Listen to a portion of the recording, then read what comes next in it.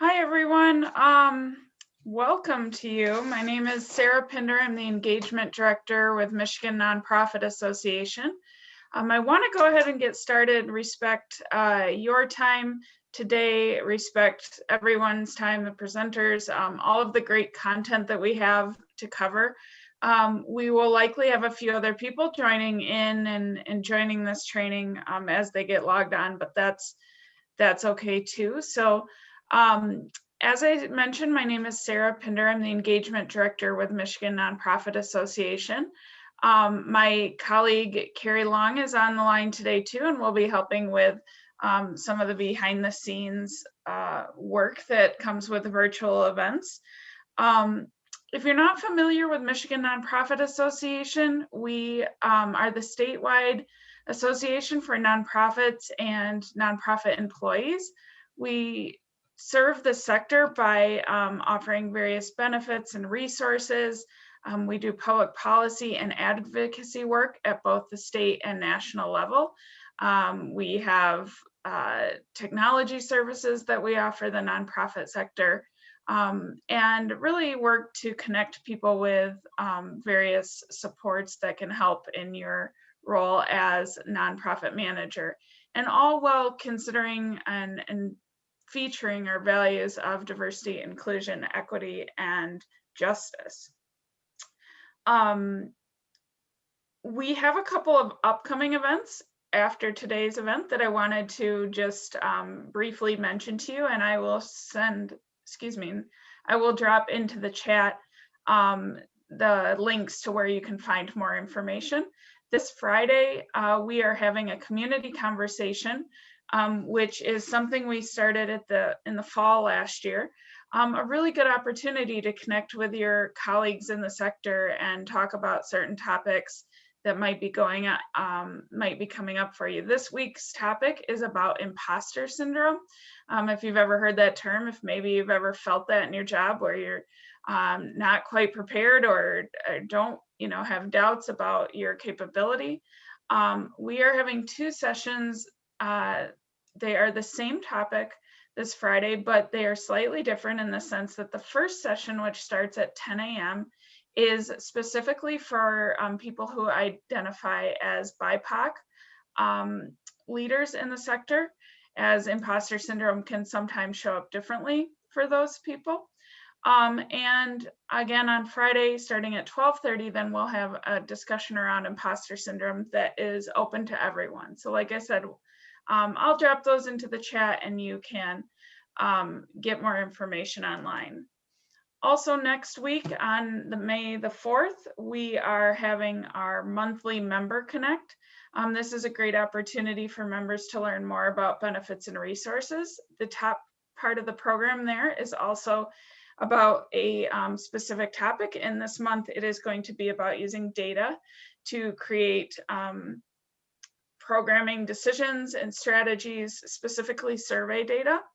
So if that's of interest to you, I hope that you would join us on May 4th. Members and non-members are invited to those events.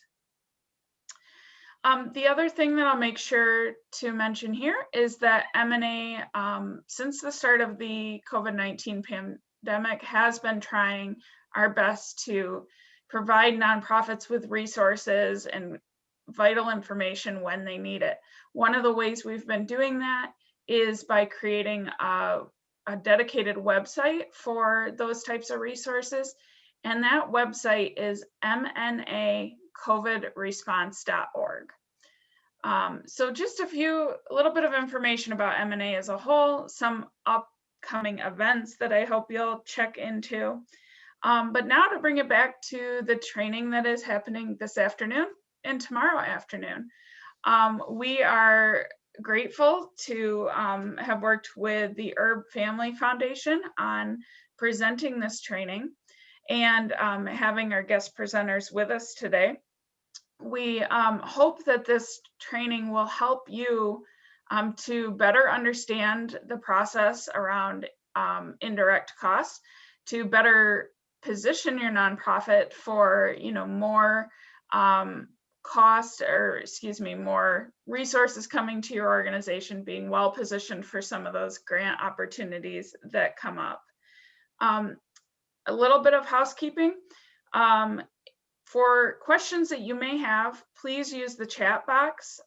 We will be monitoring those, and we will have a couple of points in the presentation where we're able to interject and ask those questions. Also, if there's time at the end, we may be able to do some live verbal questions as well, or discussion of specific scenarios or questions that you have. We do know that it's a long training.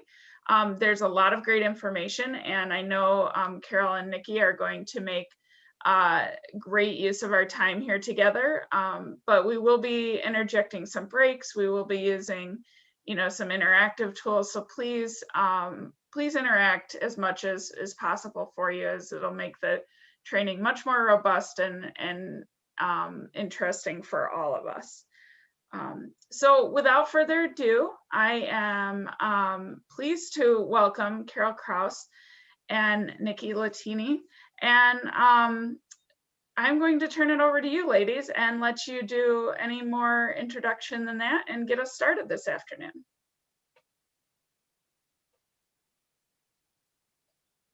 Thanks.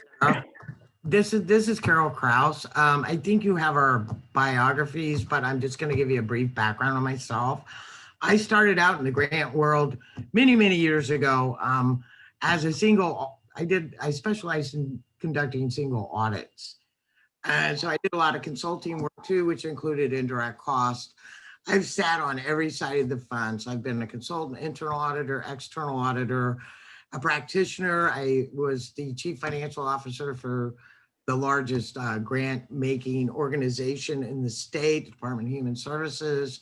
And then the last thing I did before I retired, was that I centralized grant system where we streamlined all of our audit reviews. We took items that were required to be done regardless of the funding source, and we wrote systems and we put together so you only had to do it once. One of those was negotiating indirect cost rates for subrecipients, which in Illinois, believe it or not, we have over 7,000. So have worked a lot in this area, and I'm going to let Nikki go ahead and give her background. Thanks, Carol. Hi, everyone. Thanks so much for joining us today. So a little bit about my background is I have been doing nothing but indirect cost allocation for the last 20 years. I came straight out of college, and this is what I fell into and actually really love it. I'm one of those weird ones. So I worked for a larger firm when I first came out of college. Then I started my own consulting firm, which has been around for 14 years. And then from there, I realized there was a need for a software to allow agencies to be able to prepare their cost allocation or indirect costs in-house if they wanted to. So I started CostTree back in 2013, and then sold to eCivis 3 years ago because I realized that there was a nexus and a very important link between the grants world and indirect costs, and really to get full grants management in the proper way to make the most effective change and processes and maximizing reimbursements that together we could do more. So I sold CostTree over there, and now I'm at eCivis doing indirect costs. So that is my history, but again, nothing but this wonderful, exciting topic that I know you guys all think I'm crazy for. That is why we're sitting here today for Carol and I.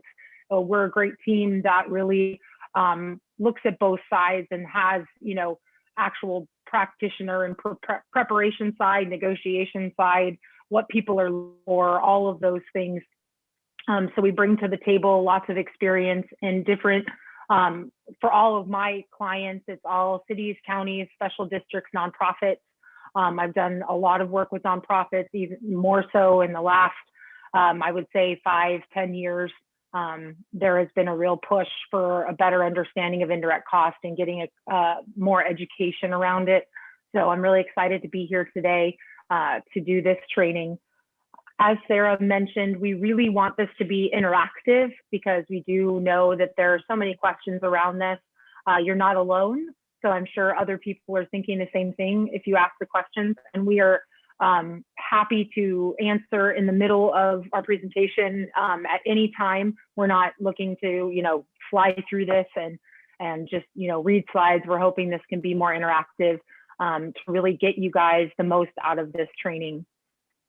So today, and kind of the layout of today and tomorrow, the idea is today is really the background, informational, education, what is indirect cost, how it's applied, those types of things. And then tomorrow we're going to be more of a working session.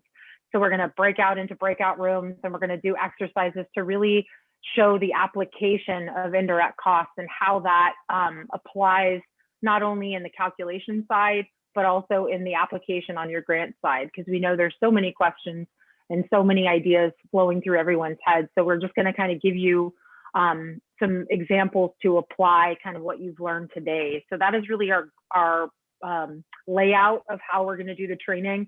But we're also, up for, if you guys have certain things you want us to go over, that type of thing, we want to help you in that. We also have the ability, like tomorrow or whatever, to break out into separate breakout rooms where you can ask us a specific question just on your own. So we're going to allow for some time for that tomorrow, so that so write it down today if it comes up, but Carol and I will be available for you guys to kind of have your individualized questions specific to your own agency, your own nonprofit, if that's necessary. So, we can just wait in line for that, if you will. Each of you will have an opportunity to do that. So with that, we can go ahead and get started on the presentation, and we can go from there. So next slide. So this is just talking kind of some of the things we're going to go over through this process and why cost principles are so important, and some of the topics we're going to talk about while we're going through this session. What are the requirements? We know that the uniform guidance is this big, large document that gets a little scary, the 2 CFR Part 200. And so it's how do we break it down into more simplified form to where you guys feel comfortable, because there's only certain sections that really pertain to you. So we can just kind of simplify that process. Talking about a prior approval to change costs, that type of thing. There's a lot of requirements in the guidelines that request and require change, or, if any changes you're making, that you notify the funders. What are the reasonable costs and how to negotiate the rate? We really want to talk a lot about that process, because it's really daunting for a lot of people, and they avoid it because they're not really sure or aware of what to expect. So we want to talk about some of the tips and tricks around that and kind of our experience in that process. Where do the cost principles apply, and then how does this impact your organization? Next slide. So next, we're just going to go through the general introduction of indirect costs. Next slide. Okay, so one of the things I always like to talk about as we get started, because this I hope will open your minds a little bit more in the beginning of this process, so that you guys can really look at why this is so important, because there's so many thought processes around especially nonprofits and indirect costs. It's kind of that taboo word, if you will, and everyone is really trying to avoid it or make it look like it doesn't exist for so many public perceptions out there. So first and foremost, we put a poll question on here for you guys just to kind of get an idea of who's in the room, so that we have a better understanding of kind of the level of nonprofits that we're talking to, because it does change your approach to understand, why this matters and kind of which direction you want to go to in terms of types of indirect costs, that type of thing. All right, that's great. This is really good to know. All right, perfect. So thank you so much for answering those questions. That's helpful for us to know moving forward. But I know that with all the experience that I have had with different nonprofits across the country, these are some of the statements that I hear as far as, all the funding should go to the program, not the indirect. And so that's one of the real big misconceptions about indirect cost. We lost our slide deck. But that's one of the really big misconceptions, just simply because it's a way of thinking, because it's implying that indirect cost is not necessarily a important aspect. So we'll get into that a little bit later. And should we, the reason why indirect cost is so important is, should we even go after the grant? This helps to inform you of that. Sometimes we're just trying to chase the money, and with that comes some responsibilities of, expectations on that grant. Can you fulfill it? Sometimes it costs more to get the money that you're getting. And so understanding that before you get in that is really important. Some people just say, we'll have to fundraise to cover the administrative costs and get unrestricted funding or donations, that type of thing. So how do we maximize the opportunities where funding is available to cover that indirect cost?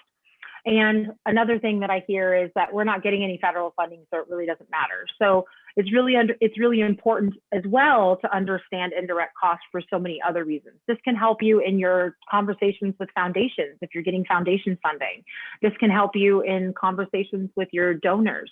This can really shed some light and some education around indirect costs and why it matters. As also, it's a process that you guys should go through to assure sustainability in your organization.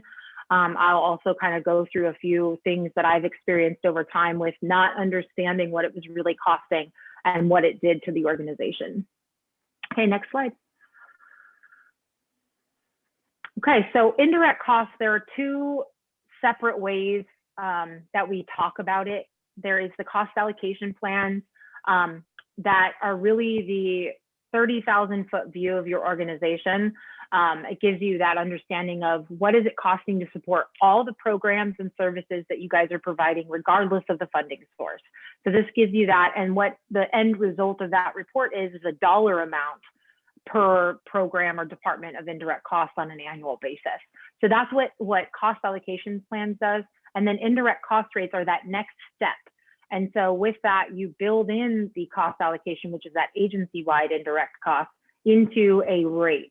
And this is what we really, need to get into to understand how you're applying costs to each of your programs. So indirect cost rates are really, what is it costing per dollar that you're spending on indirect costs. So if you have a 30% rate, it's 30 cents per dollar, so that you need to make sure that you're covering that in some way and somehow.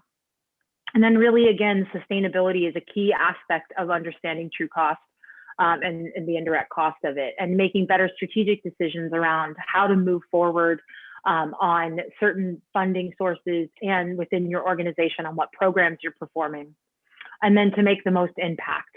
So knowing all of these things will lead you to making the most impact in your organization, because as we know, that is the most important, especially for nonprofits. That is your goal. How do we make an impact in our communities and the people that we're serving? So we need to know what it's costing us, and how do we maximize our opportunities that sit in front of us with the different services that we are performing. Okay, next slide. Okay, so this part is number one to me. So I will go over it again and reiterate that later on in the presentation. But one of the most important things to take away from today is understanding, because it has been, especially in the nonprofit world, such a word that people want to avoid or reduce in any way possible to show to the public, because it's assumed that indirect cost equals efficiency. So the higher your indirect cost, the less efficient you are, or vice versa. The lower your indirect cost, the less, the more efficient you are. And that's just simply not the truth. So education is so incredibly important to not only internally within your organization, but externally to all the people around you. So one thing to really take away is that indirect cost would not exist if it didn't have direct cost to support. So what I mean by that is, for example, payroll. If there's no employees to pay, then there's no payroll necessary. There's no necessary payroll costs. And vice versa, direct costs cannot exist without indirect cost support. So when we're looking at our finance, we're looking at our IT, we're looking at our facilities administration and the buildings that we sit in, the computers we work on, the payroll to pay the people. These are absolutely critical and necessary costs of performing on this program. And one of the things that I've always advocated for is how do we take away from separating those two as if they're different, direct and indirect. Talking about it as the true cost or the full cost of this service is really what it is. So, you know, if you think about a private sector, private sector business, on the private side where they're working for a profit, they're not separating. Yes, they understand it, but it's like, this is the cost of our service. And so for us, we want to kind of think of it from the same perspective as this is what it costs to perform on this program and to make the most impact. They are not optional costs. So it is part of the cost of doing business. So how do we help the public, the internal people understand that is really important through this process. And so I'm hoping throughout this presentation, you'll start to get a better understanding of why it's so critical, and wherever we can avoid talking about them as if they were separate or optional is really a better way of just talking about it. Whether or not you're accessing it on different funding sources or not, it's still important to say, well, this is what it's costing. So when you put it out there, rather than saying none of the dollars are going to indirect cost, it's saying, you know, this is what it's costing us to perform on this program, and we will subsidize, or we will get donations, or we will do other things to cover these costs if that's how you want to, you know, put it forward. But it's understanding that this is the cost of this service. So I think that's really important message to take away from today. That's really something that I always try to advocate for throughout my conversations with everyone. Next slide.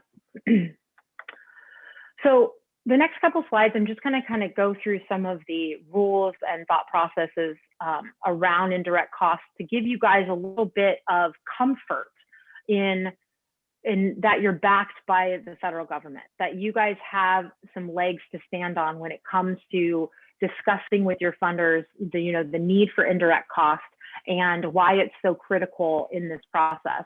So under the general rule, the governments that hire nonprofits to deliver services are now required to reimburse nonprofits for reasonable indirect costs. So again, you have to be able to show what those costs are and have these calculations in front of you. But if you do have that, they're now required to cover those costs. And the new OMB guidance has streamlined and clarified some of the direction around how to apply the indirect cost, how to calculate the indirect cost. So it's really following a format that gets your fair share of the costs. Okay, next slide. So the uniform guidance expressly requires that the pass-through entities, so the ones that are distributing the funds to you, if you're not getting it directly from the federal government, to give you reasonable indirect costs for performing these services. So if you don't have a negotiated rate, you are able now to use a 10% de minimis. So you should never be receiving anything less than a 10%. But we will go into some of the 10% and some of the pros and cons of that, and why it's still so critical that you're actually understanding your actual indirect cost rate. And if you have an indirect cost rate that's negotiated, you now you have the leg to stand on to say that this is what we should be paid for our services. The mandate is to, generally the mandate is to pay the indirect costs that apply to discretionary funds and certain entitlement funds. And it does apply unless the federal statute expressly caps the rate. We will also further go into what if they cap the rate and why, that is also some of the I don't know, I shouldn't say misconception, but that's also part of the reasons why a lot of nonprofits just say it's not worth our time and effort to calculate the indirect costs, because different funding sources we receive just say you get 10% or 15% and that's it. And again, we're going to go into the value of understanding your true and full indirect cost and what you can do with that, even if there is a cap on your grant or your funding sources. Okay, next slide. So one of the other things we're going to reiterate through this presentation is wherever possible, under the uniform guidance, you are allowed to claim some indirect cost as actually direct. So this has been one of the unique changes in the federal guidance that has allowed you now to reallocate, if you will, taking it out of the indirect cost pool and putting it into the direct cost pool. So certain costs that you can identify through allocation, or supervisors, or things that might be supporting multiple programs, but you can identify that. We can actually calculate that and put that into your direct costs, and then that way you're not being limited to a small amount or a cap on indirect costs. You can now get full reimbursement for those, as well as it reduces your indirect cost rate because you've taken those out of the indirect cost pool.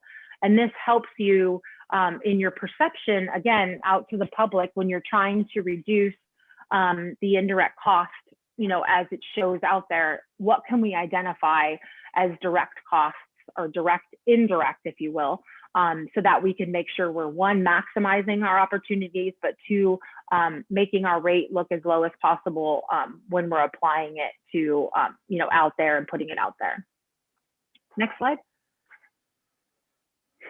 So again, it's about taking action. It's about knowing what you guys have the authority to do. Having the information will help to support you in these processes as you move forward. It's being able to know and feel comfortable that you can push back a little, that you can ask questions of these funders, because it is important to get a better perception of what indirect cost really is and why it's so critical to the sustainability of the nonprofits out there. One of the things that, I have gone through and I have done in my career is, one of the big things I did was to go, I was asked to come to New York. The city of New York has a $1 billion homeless department, and they use nonprofits to support all of the shelters and everything out in New York. And a really large nonprofit, like a $225 million nonprofit, closed overnight. So that 80 shelters were turned off. And in the state of New York, it's a law that all homeless people will have a bed. So if they don't have a shelter to go to, they put them in a hotel. So this is significant to New York in terms of understanding, why this happened. So I got brought in to do a study on nonprofits in New York and the homeless services specifically, to understand what is being underfunded as far as indirect cost. And so we went through this process. They pulled 10 different nonprofits for the study of all different sizes, so smaller ones, larger ones, all different kinds across the whole state, for me to go in and calculate the indirect cost and find out what's happening and why they're struggling so much. So the two reasons that these nonprofits are barely holding on was because, one, the time it took to pay them or reimburse them for the services. So they were having to get loans and things like that to cover the cost until they got money back, and two, the indirect cost. So when we found at the time, the city of New York City was only reimbursing 7% of indirect cost for these programs. They had a cap at 7%. And so what we found was there was an average of 32% of indirect costs on these programs. And so the delta of the 25% was what was not getting paid. So they were having to find other ways to get indirect costs in the door, or funding in the door to support that. And so it was a constant race to try to find ways to subsidize these programs of what their mission was. So it was a real eye-opening experience, not only for the nonprofits to see what it was really costing and why they're struggling so much, because at first they just thought it was the time it was taking to get reimbursed, because they didn't really understand that it was that they were supporting and subsidizing these programs so much. And two, for the city to be able to also understand how much was being underfunded. So these processes are really important just for conversation and being able to come to the table, not only at pass-through entities or federal funding services, but also with the foundations. That's a really important. I'll give an example later about foundations, some work I've done with foundations around indirect cost too, that I think people are finally starting to listen and starting to hear what it is that you guys are going through and trying to just simply make an impact on who you're serving. So next slide. Okay, so again, also, it's very common for funding sources and funders to just say, we don't pay for that. We're not going to support on the indirect cost, or we're going to have this cap on it. So it's about knowing what that is and how you guys can get your most out of your indirect costs so that you can push back and feel comfortable pushing back. Because a lot of times nonprofits really don't want to rock the boat, if you will. And so you're thinking that you won't have access to this funding if you ask any questions or you put forward an indirect cost rate and not be competitive. And that's really not the case in this. It's just really more of an educational thing. So you can help to educate. Like I go through and educate auditors and funders all the time. So understanding they're just people just like you guys, just doing their job. And sometimes they don't know even the uniform guidance, even though they're supposed to. So it's being able to back that up with conversation and show them, okay, well, in this, based on this particular site in the uniform guidance, I have the authority to do this, or this is what it's costing. Next slide.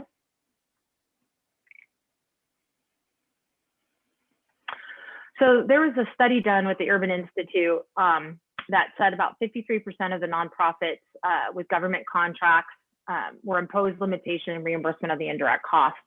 So among those, the survey revealed that 76% were able to recover a rate of 10% or less. So that is amazing to have such a large percentage, like only getting 10%, and 24% said that they were getting 0. So again, when we think about why are nonprofits struggling so much to perform the services and the message that's getting out there, you guys are the end of the road at the front line pushing for your support to the public. And so you kind of get the brunt of, why are we not getting better services? Why are we not doing these things? Why is this not happening? But in the end, it's really because it's not being supported at a higher level. So it's how do we make change in these conversations and with the agencies and funders to make sure that we can, make the impact as great as possible. Next slide.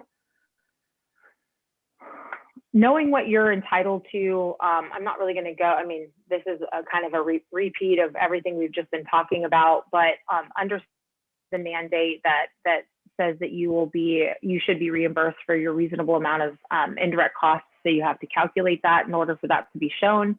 But the OMB will back you in that service or in that process. Next slide. Also, I've heard a lot of times with nonprofits that I've worked with is that they sign waivers. The funders get them to sign waivers to waive the indirect cost. And this is, it's more about a fear tactic, if you will, to say, we're not going to give you the money. And so, these other agencies or these other nonprofits are willing to sign the waiver, you should too. And so what I have found over time, and so, instead of looking at it as they're not going to give us the funding, if we don't just accept their parameters they're trying to put on it, if we don't accept that, what does that mean to us? And we need this funding. It's really coming to the table with the conversation, because oftentimes what the funders don't know and the pass-through agencies don't know is if you have calculated your indirect cost, you now have a better understanding of what it's going to cost you to perform these services. And if you don't get the reimbursement, there's a risk that the service will not be performed at the expectations that are put forth. But you're able to have that conversation, whereas others and other nonprofits that have not gone through this calculation have gone through a process, have not gone through the process. So really for the funder, it's more of a risk because they don't know, these ones that do not do indirect costs, they don't know that they will be able to cover or subsidize the program, and it could all just fall apart. And now as a pass-through in the uniform guidance, that was the 2 CFR Part 200 that came about or got redone about 5 or 6 years ago, came out and now put the onus on the pass-through entities at providing risk assessments and making sure that their subrecipients can actually perform on these services. So with that, you now are in a better light to the funders because you at least know what it's costing to perform these services, and you can come to the table with a better conversation around it. Next slide.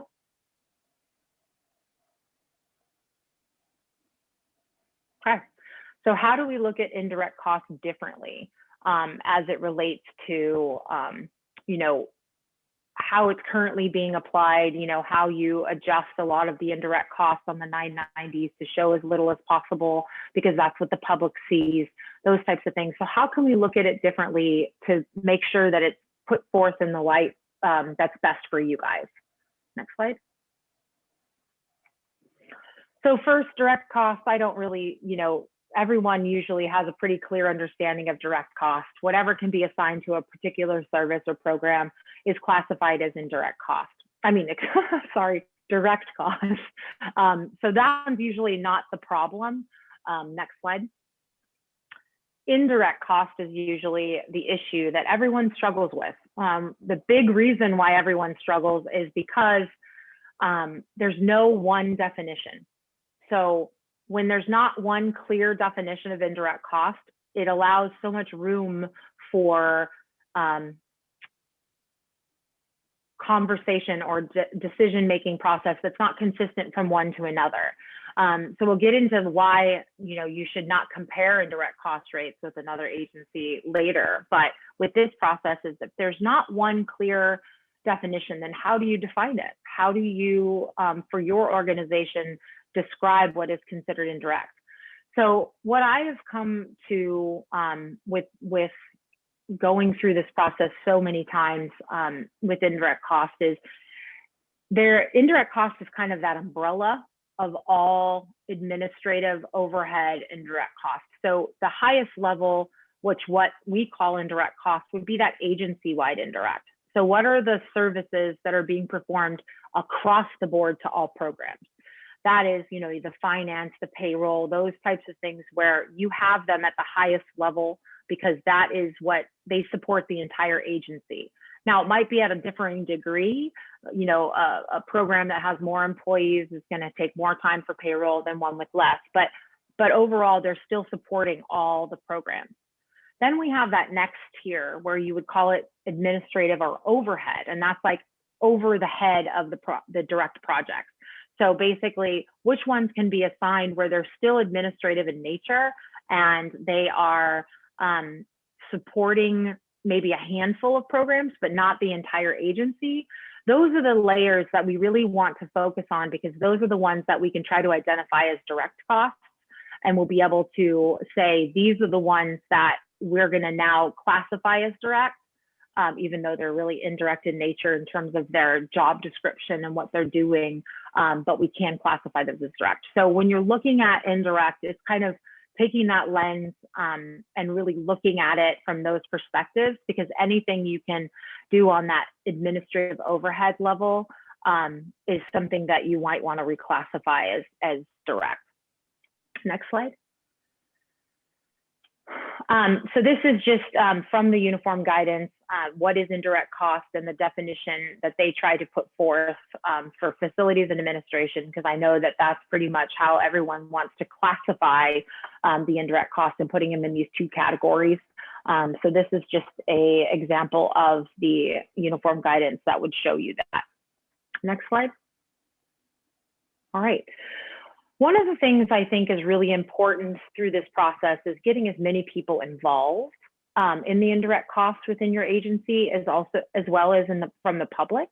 The reason for this is the more buy-in you get and the more people understand the process, the better it can be used. So not only in the calculation and preparation of the indirect cost, when you're doing that and people are being brought in to understand what the indirect cost is and how it's being calculated, but then also when people are reviewing it on the other end within your agency, they have an opportunity to say, you know, I don't really understand this particular cost or this one because I do a lot of these services within our program directly. And so you can ask better questions once they know more about the process. And then with that will lead to a better calculation, a better understanding. And then also it helps that there's more people in your agency that now know how to apply that rate. And so that's really important in terms of the application and maximizing, is that the more people that understand that there's a rate out there for your agency, they'll talk about it and they'll say, okay, I'm going after this funding and I need to make sure that I know what the indirect cost is for this particular program. And so it becomes, we have more stewards of the indirect costs throughout your organization. And one of the things I think that is really important with this calculation and getting buy-in, you know, are from your other funding sources. So it's understanding, like for example, foundations. How can you use this calculation that you were doing for, you know, federal funding side or, you know, the pass-through entities? How can you have this conversation with the foundation? Because you can leverage these conversations, either one, to get more dollars from them as far as fully funding their programs, but then also can they put forth unrestricted funding, you know, so that you can use it to subsidize these other programs.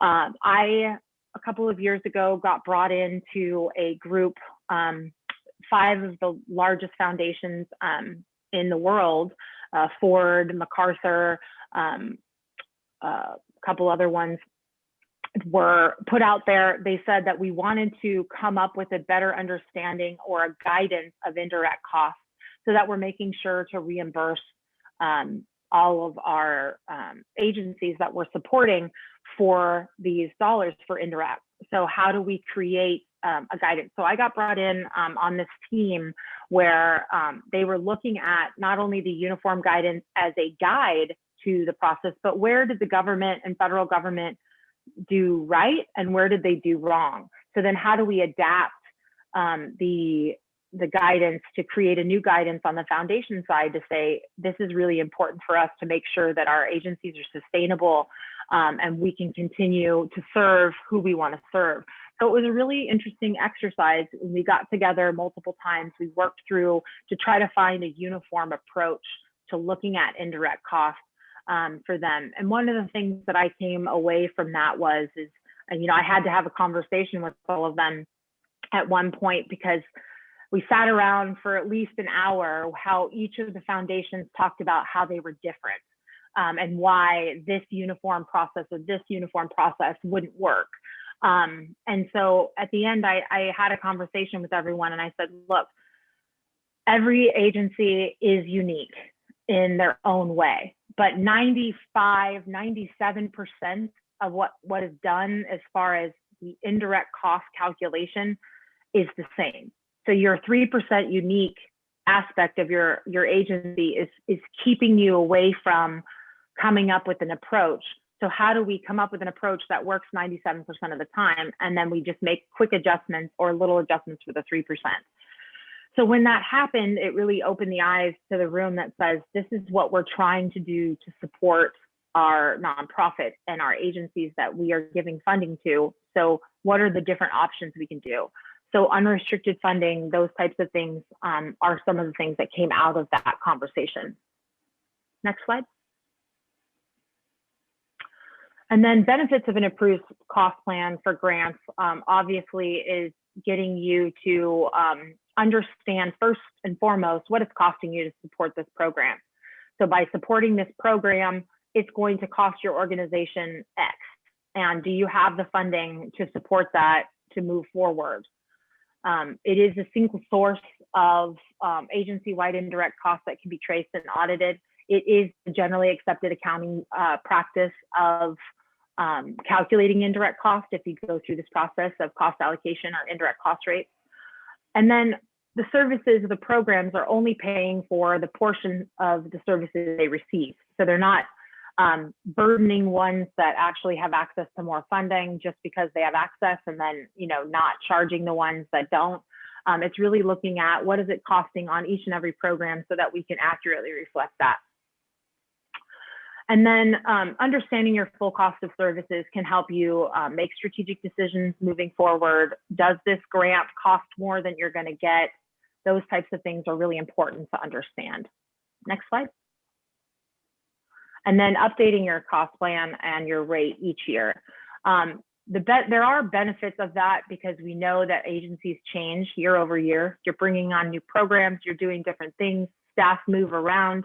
All of those are really important. So just knowing what those costs are and how that changes the rate is really important. Or is there an opportunity now if you revisit, you know, the first year you're just kind of learning, and so you do the most basic calculation that you can, and then the next year you have a slightly better understanding, and so now you are looking at it from a different lens, and can we identify some of those costs as direct? Those types of things, looking at it year over year really helps you to gain and grasp a better understanding of the approach and the process, and that you really want to do that. Okay, next slide. All right, I'm going to switch this over to Carol, and she's going to take it from here on the basic considerations. Okay, thanks, Nikki. I am going to talk about basic considerations that come out of 2 CFR 200, specifically it is subpart E. And so in order to be able to calculate, you got to understand the rules they set forth to be able to take advantage of charging indirect costs to the fullest extent possible. So if you go to the next slide. So, you know, basically the purpose of the cost principles, they really ask you to use, you know, sound management practices. That the biggest key is to be the, you know, ensure that you are in compliance with these requirements and it is an efficient administration of those funds. They basically state that it requires no significant changes in your internal accounting policies and procedures. However, when you go through this practice, it's amazing of some things that you really learn how to do it better to be able to. One of the biggest things, and we'll dig into it a little bit later and you'll really see it come through as we do some of the exercises, is that a lot of times you got to make changes to your chart of accounts. Sometimes because you mix some of those costs together, you go back and refine it to make it easier to identify and apply those indirect costs in a calculation. Could you go to the next slide, please? Also, you know, we'll get into it more, but it's documentation. It's like real estate with location, location, location. The other thing that you're going to hear constantly is documentation, documentation. You know, I'm a past auditor. I know when I went over to the state, I had a lot of people say, oh my God, you went to the dark side. And then some people that I worked with at the state said, oh my God, you got out of the dark side. So, you know, one of the things that auditors constantly say is if it's not documented, it didn't happen. So some of the cost principles, they have some fundamental premises. And one of the biggies is that, you know, the way that you as a nonprofit handle all of your costs, your accounting systems, your financial management systems, whatever you want to call them, is that there are wide variations in the treatment of a cost. And a lot of it is predicated on how you have your books and records and specifically your chart of accounts set up. So I know a lot of people I've worked with, they say, oh my God, why don't they just tell us what they are? Well, that's a disadvantage to you. And we'll show that to you as we go on. So you really should ensure that you are applying these cost principles on a consistent basis, okay? During the review and negotiation of indirect costs, they're really looking at that. So if you could go to the next slide, please. Okay, so one of the big biggies here, not that it happens, but sometimes it does, is that they really want to point out that you cannot earn or keep any profit in the nonprofit land. That would be an increase in equity resulting from federal financial assistance. I remember auditing a guy and he said, "Oh man, look at all the money we made." I'm like, "Oh, no, no, no. You never say that to an auditor, right?" So, it really is specific in stating that you cannot earn a profit on grants. Go to the next slide, please. All right. So really the biggest purpose of cost principles is to ensure that everything's consistently applied. Okay. So once you decide on how you're going to allocate those costs, you can't change that. All right. You would have to negotiate a new rate to be able to change that. That it is reasonable, okay, for the treatment of those types of costs. And it is also used to determine what is allowable and what is unallowable. And even though in the fixed amount awards or fixed price contracts, where they say, these do not apply, however, they are used as a guide to determine, especially for fixed amount awards. They say you're not supposed to use them, but they also tell you have to look at historical cost in the beginning to determine what they will reimburse you if you're on a fixed amount award. Could you go to the next slide, please? All right, so the other thing that's big, of course, and Nikki has been touching on this, is what is the composition of cost? So total cost. So it's the sum of allowable, direct, and allocable, which I had to practice saying allocable, trust me, it's a tongue twister, indirect cost, less any applicable credit. So let's go through those. The next slide, please. So here is, this is something that's very key to the criteria you're required to follow on allowability. And these are, it has to be necessary and reasonable for the performance of the award. I know I instituted when we reviewed subrecipient budgets that both the program staff as well as the fiscal staff reviewed and approved them, because, a lot of the fiscal people wouldn't realize that is necessary and reasonable for that program, for the uniqueness of that program. So it's very important that it's necessary and reasonable, and it has to be allocable to the awards under the cost principles, has to conform to any limitations or exclusions imposed by the cost principles or the terms and conditions of your award. And we'll get into that a little bit down the line, but it does definitely have to be statutory. And I think that's a great thing that the Uniform Guidance brought out. The feds did a study on the sustainability of nonprofits, because both the feds and pass-through entities heavily rely on nonprofits to carry out these programs. So this is where the big push, and I know the National Council, because I worked with them, and the National Council of Nonprofits really pushed for all this. So again, take advantage of it now that they're finally recognizing this. So also it has to be consistent, and that you can't have policies and procedures for separate ones for federal funding versus all other funding. So you have to make sure that you apply everything uniformly, whether you're getting grants from the pass-throughs from the state, directly from the feds, and all the other activities you do, whether it's foundation grants or they're just additional programs that your nonprofit carries on. So could you go to the next slide, please? Carries out, not carry on. Okay. So again, except where otherwise authorized by statute, okay, which is again your terms and conditions of your agreement, costs must follow consistent treatment, a cost assigned as a direct cost if any other costs incurred for the same purpose in like circumstances has been allocated as an indirect cost. So once you determine what's direct and indirect, you can't sway from that. It has to be consistently applied. And that's one of the keys here of keeping them straight as you, and what's nice about using an indirect cost rate as opposed to a cost allocation plan, which does get you to your, is that once you have that calculation, it makes it easier to apply. And the administrative cost of doing that is lower. And it has to be in accordance with generally accepted accounting principles, which is also known as GAAP, which I always joke around and say it's not the store at the mall, right? So if you go to the next slide, the other factors that would affect allowability is that it cannot be included as a cost or used to meet cost sharing or matching requirements of any other federally financed program. So you cannot take funding from one program and use it to meet the cost sharing or matching requirements of any other federally financed program.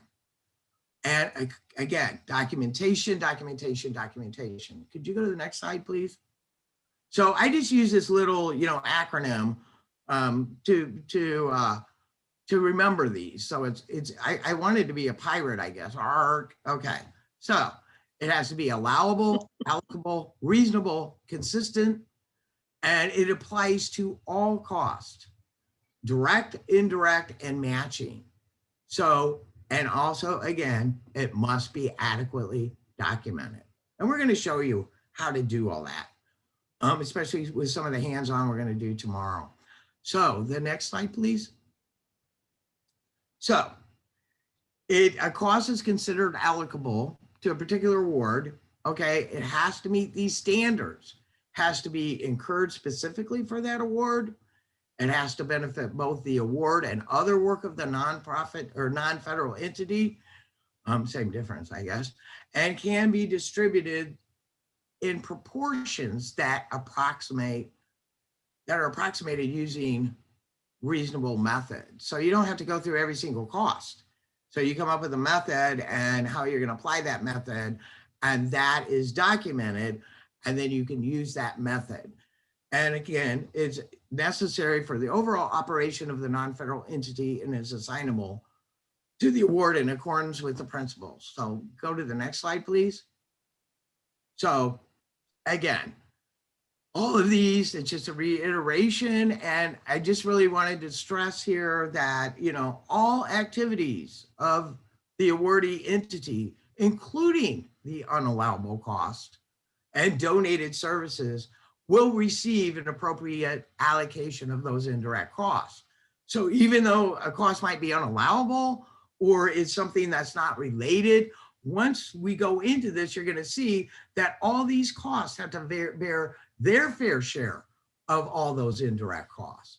So also, you cannot take an allocable cost. It cannot be shifted from one award to another to overcome deficiencies. So I know one time we were auditing an organization, and when we looked through, I had one of the staff people come up to me and go, "Oh my God, Carol, look how blatant they are about not following the rules." I said, "What do you mean?" "Well, look in their procedure manual. It's saying to shift the cost if they have deficiencies in one grant."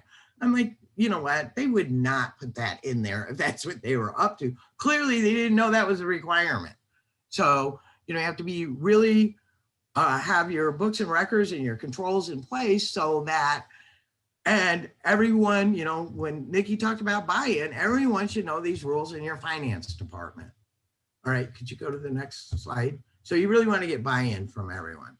So when we talked about what are your total costs, one of those items was applicable credits. So what that is if you receive a purchase discount, rebate, you get recoveries from insurance companies, adjustment of some overpayments or erroneous payments, those must net out. So you have to credit those to the federal award either as a cost reduction or a cash refund, whichever is appropriate. Cash refund generally only occurs once that grant year has been closed out. So if you could go to the next slide. All right, limitations on allowance of costs. Now, the award may be subject to any statutory requirements. So, there's There are requirements that are, like HHS has caps on salaries, and that's across the board, but then you might have some specific to your program. So it has to be based on a statutory requirement. So I know when we centralized all this in the state of Illinois, I found all kinds of people who were saying, oh, they can't charge us more than 10% or 20%. And I'm like, well, where does it say that in the law? And they were like, huh? We've always done it that way. We even had statutes that had to be changed to that were in violation of the cost principles. So the maximum amount allowable, there are statutory. So in other words, if you go out and you negotiate a rate and you go through all the trouble and then all of a sudden they were like, you have a limitation on that, then you really need to find out where it says that, number one, because a lot of times people just do it. I used to charge people for a Christmas party $1 every time they said, because we've always done it that way. Okay. So you really need to look at that. We were very helpful in some of these having a centralized unit, because you don't want to bite the hand that feeds you. So we would go and talk to them and get some things straightened out. And we were successful. And some of those that weren't statutory requirement to basically look at and change. And we also had connections with OMB at the federal level that we would report those, because it's amazing how many times that happens. So the thing is that that's really key. And one of the reasons it's so beneficial to negotiate a rate and not take the 10% de minimis is that unrecovered indirect cost with prior written approval from the pass-through entity or awarding is you're allowed to use those unrecovered indirect costs as a match. So that's really key. And that's something I think a lot of people weren't aware of. Let me go to the next slide, please. So then you have, classification of costs. And this goes back to what's direct, what's indirect.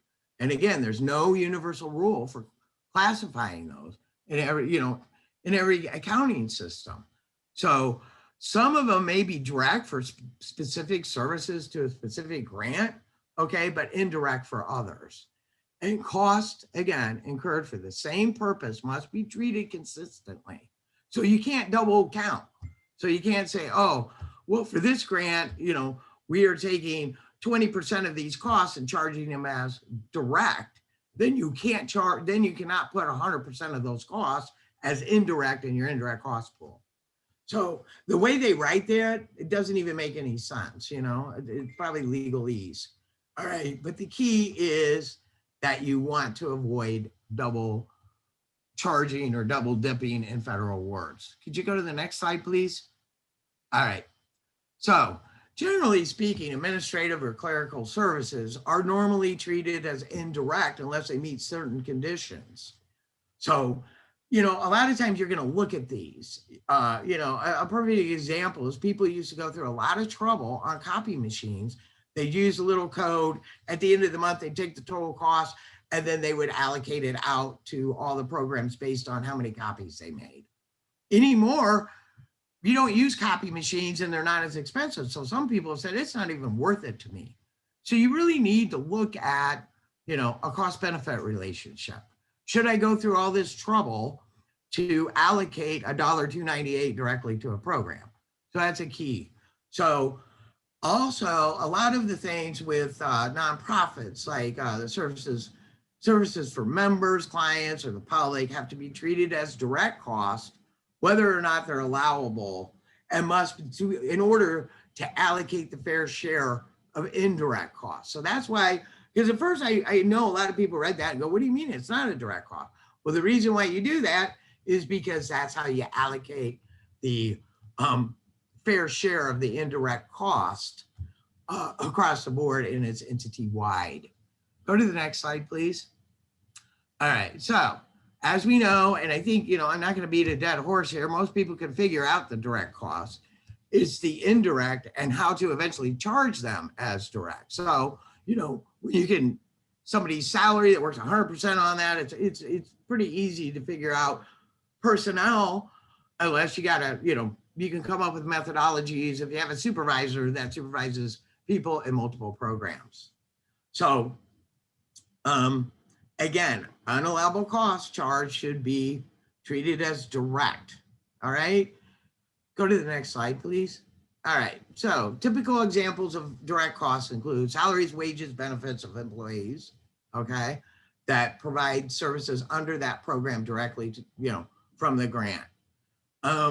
Materials, supplies that are used directly by the grant, any travel expenses for any required training or providing services to clients, equipment used in providing services for the grant, and things like rent and occupancy. You can actually, and we'll show you how to do this, is use a square footage. So you'd figure out how much square footage with their offices, or if there's places that you provide services that your direct staff uses, you can allocate those portions of those costs to the grant. We'll go to the next slide, please. All right, indirect. Now, this is one of the things I did want to mention on direct, is that under the revisions to 2 CFR 200, they are now allowing any cost to generate performance measures or anything you have to track to turn in, as they're shifting to more of a outcome basis instead of all of these lovely compliance requirements. One of the things that you can charge as direct now is the cost of coming up with the information to report that. So that's something new. So typical examples of indirect, of course, are depreciation on buildings and equipment. One of the things that I used to catch people accidentally doing, no matter where I went and did an audit.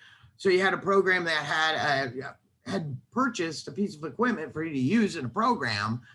And when they calculated depreciation for their indirect cost rate, they didn't remove that. You can't charge people twice. Okay. So if the feds bought it, those have to be removed. So you have to be careful of that. Any cost of operating or maintaining your facility, just, the general administrative cost.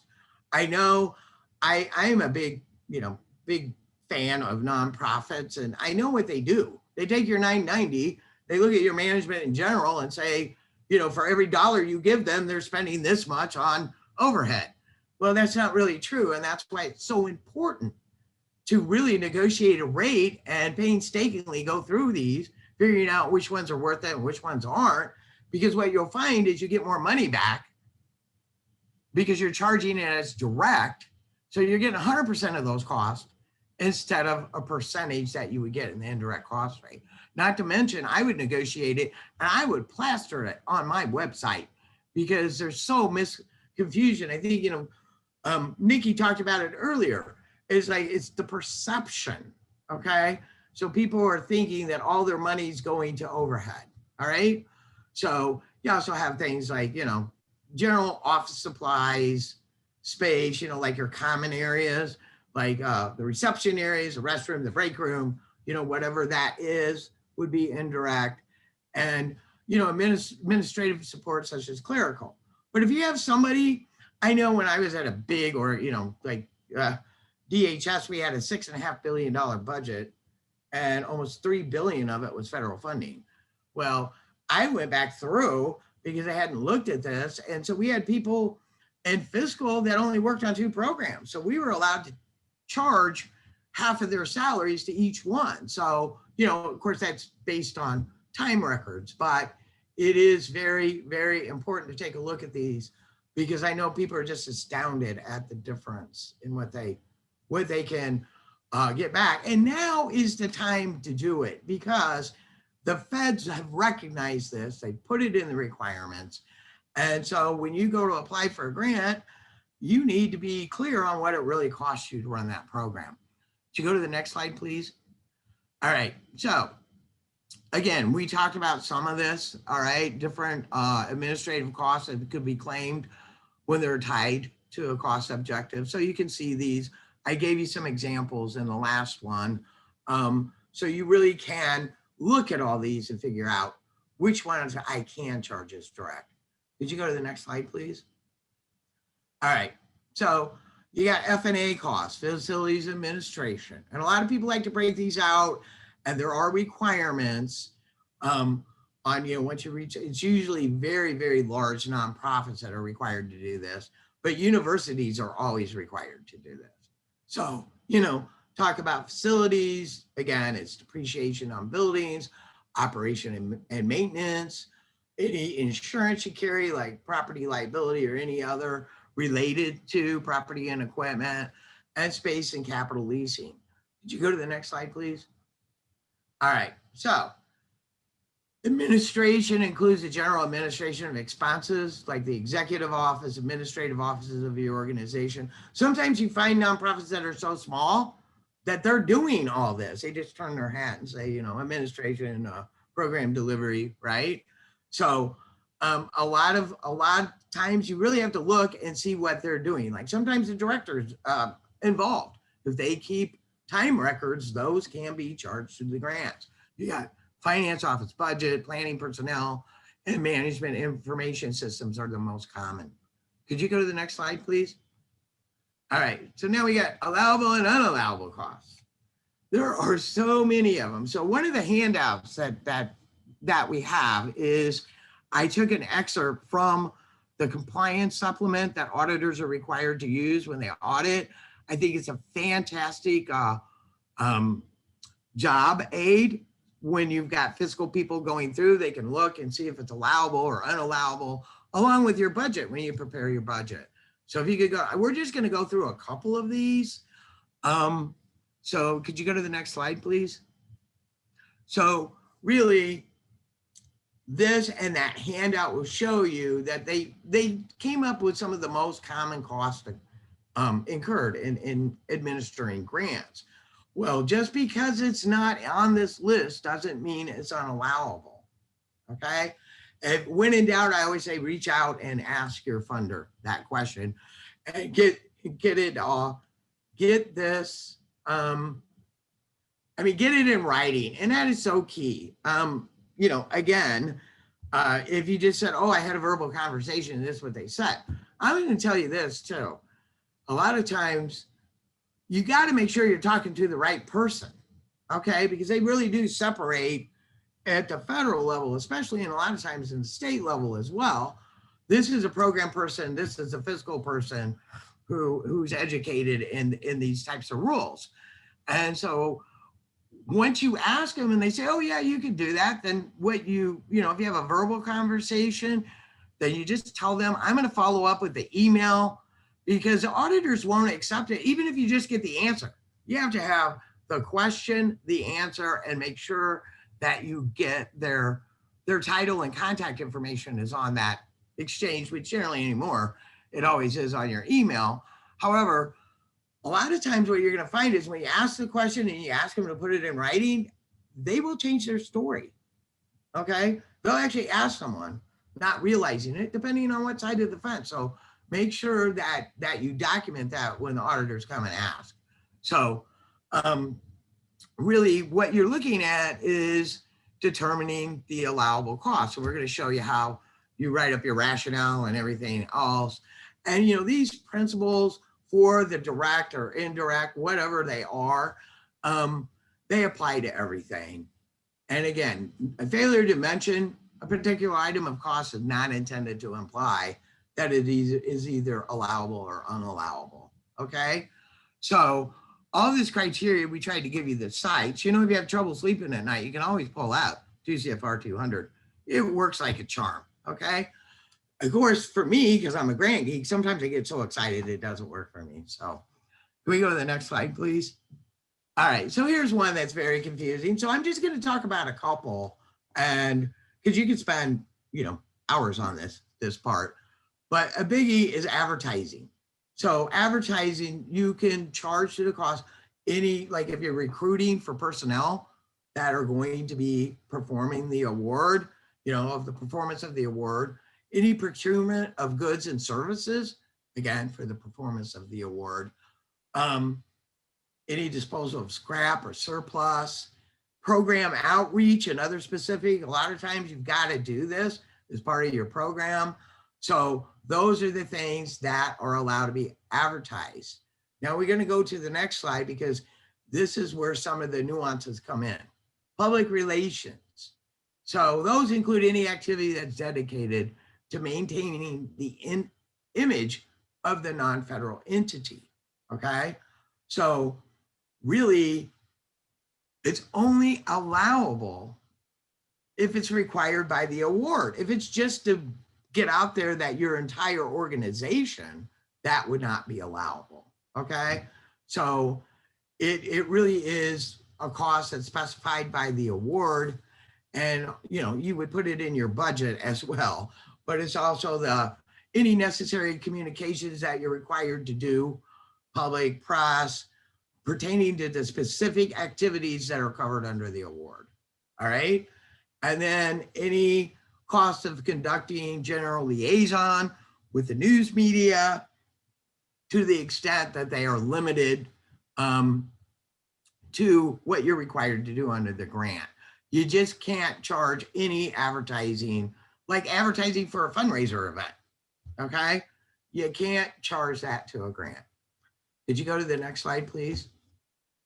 This is my favorite one. I always include it because it's probably a no-brainer to most people, but I know this is exciting stuff. I always joke around and say, we'll sell you the whole seat, but you'll only need the edge of it, right? Alcoholic beverages, okay? This includes, they're totally unallowable. Of course, after you deal with the feds and some of these requirements, it would drive you to drink. They won't pay for it, all right? One of the biggies that I breathe this up is because training conferences, hospitality suites. So when I used to do single audits, I was auditing alcohol and substance abuse agency. And they actually had a training conference where they had a hospitality suite and they charged alcohol to the grant. They were not happy with me when I had to write that up. Okay. So I like to just put that one in because it's amazing sometimes that, sometimes people aren't thinking all the way through. So the next slide, please. Audit services. Now I bring this up because, if you are a pass-through entity, there's so many requirements under 332, which or 331 it was, and now it's 332 under the revisions. But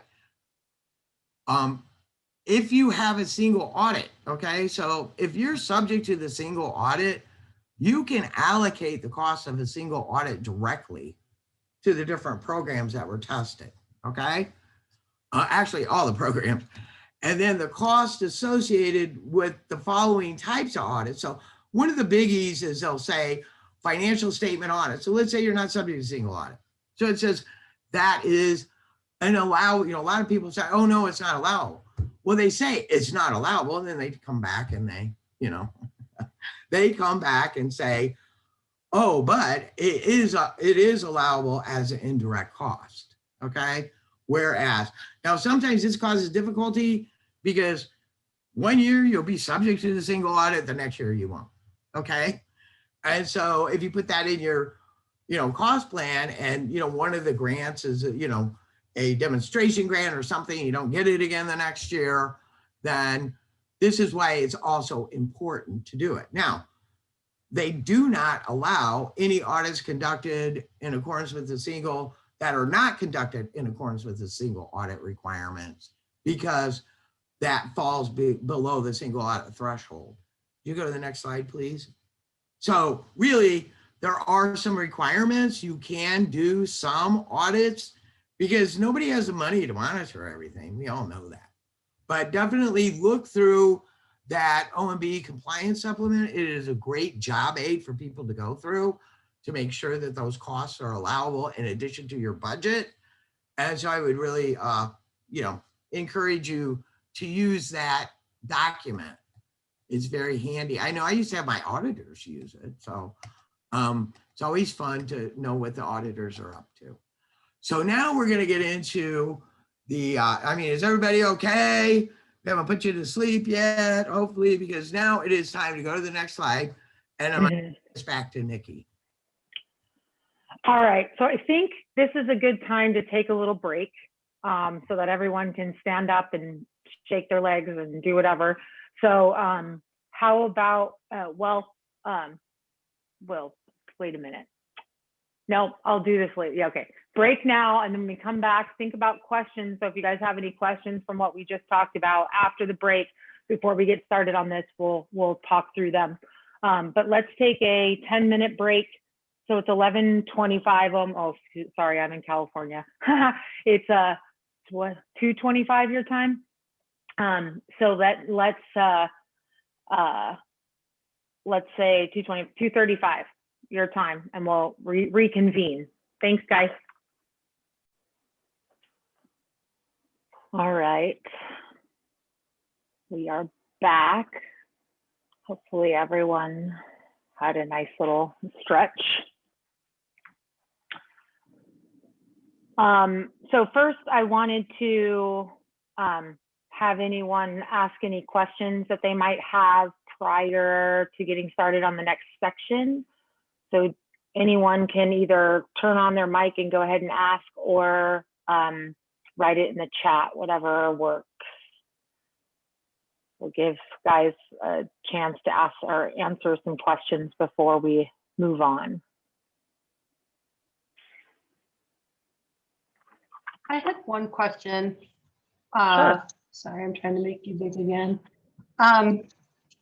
Regarding allowable and unallowable costs, and Carolyn mentioned, I'm trying to go back, I took a screenshot of the page, where if you charge a portion, so the question is, if, let's use me as an example, who's finance. If I do direct work for a grant, say I charge 5 hours to that grant, which is completely fine. And then a portion of my salary goes into indirect, as long as those aren't the same hour, that's allowable. Is that correct? Yeah, that's correct. So you just want to avoid the double Okay. counting is the key. Okay, that's what I thought. Yeah, okay, good. Thank you. Great question. I know the way they write that in the when you first read it, you're like, what the heck does that mean, right? So I always tell people, if I had a dime for every time I reread this guidance, I would be on my own island somewhere. So it's really the application that helps. Applying it helps. So that was a great question. Thanks. Does anybody else have a question? Yeah, I have a question about the match comment that was made earlier, which I think you maybe said you were going to talk about a little bit more, but say you establish a federally negotiated indirect rate, something around 30%, but we regularly go to funders who they cap it at 10 or something like that. Are you saying that if we can only recoup 10% of a 30% negotiated rate, we can use 20% toward match? Yeah, you can, Yeah. with prior written approval from the federal awarding agency. So, But and I've never heard anybody being turned down. I don't know. Have you, Nikki? no, because the thing is that it says it is allowable under the guidelines. So it is a specific guide in the uniform guidance that says you can. It's just that you have to get the approval, just meaning that you're letting them know. Basically, it's more of a notification. But the subpart, it's 200-306.7C, which is the one that states that. So it's just letting them know that you're going to apply it. So yes, then you could use the remainder of your rate that has not been used as your match requirement. Yeah, and then also the other site that you need to look at is everything you need prior approval on, and that's listed in section 407. So yeah, we're geeks. We can cite these like this. So I know a lot of people do that. How do you remember this? I always tell them I don't know. I have it in front of me. That's the one I use all the time. Okay. So that's why. Okay. Well, I just tell people, yeah, I can remember the sites, but don't ask me where the keys to my car are, right? So yeah. We do have one question in the chat, Carol and Nikki, and Nikki, just so you know, we can't see you at the moment, but Janine's question is, can you clarify what can and cannot be used for required matching funds? Well, you cannot use money from another federal grant. Okay, so if you have a shortfall, well, you cannot apply that. You cannot use that as match. It has to come from your own resources, or you can also, any in-kind contributions, voluntary contributions, and there are rules in here on how to value those, so that you can use those as well and actually meet the match requirements. Anything else, Nikki? No, that's good. Okay. Great questions, you guys. We didn't totally put you all to sleep, so that's a good sign. Exactly. Okay, anything else? All right. So then I'll get started on the next section.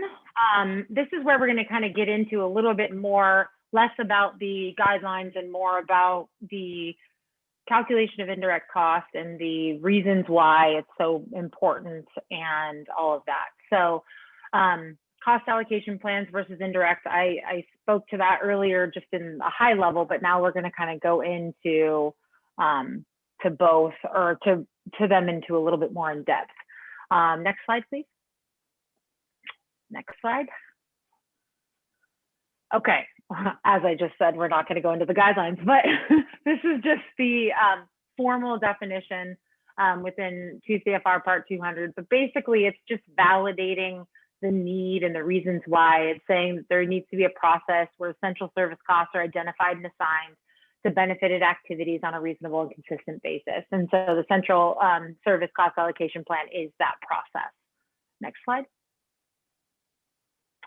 But in general terms, what a cost allocation plan is that we take all of those agency-wide indirect costs, finance, HR, IT, facilities, those types, and we allocate them out based on a reasonable basis representative of the services to the receiving departments or programs or grants. And when I say receiving, it doesn't mean that those aren't support, there aren't necessarily support in that. It's just that those are the ones that we're identifying as more direct, that we then can allocate those costs to using some type of metric. Next slide, please. So you're going to hear me saying these terms, and so I just wanted to make sure I was clear on that. Central support is just simply that their primary purpose is to support the other programs and services within your agency, not to support the outside.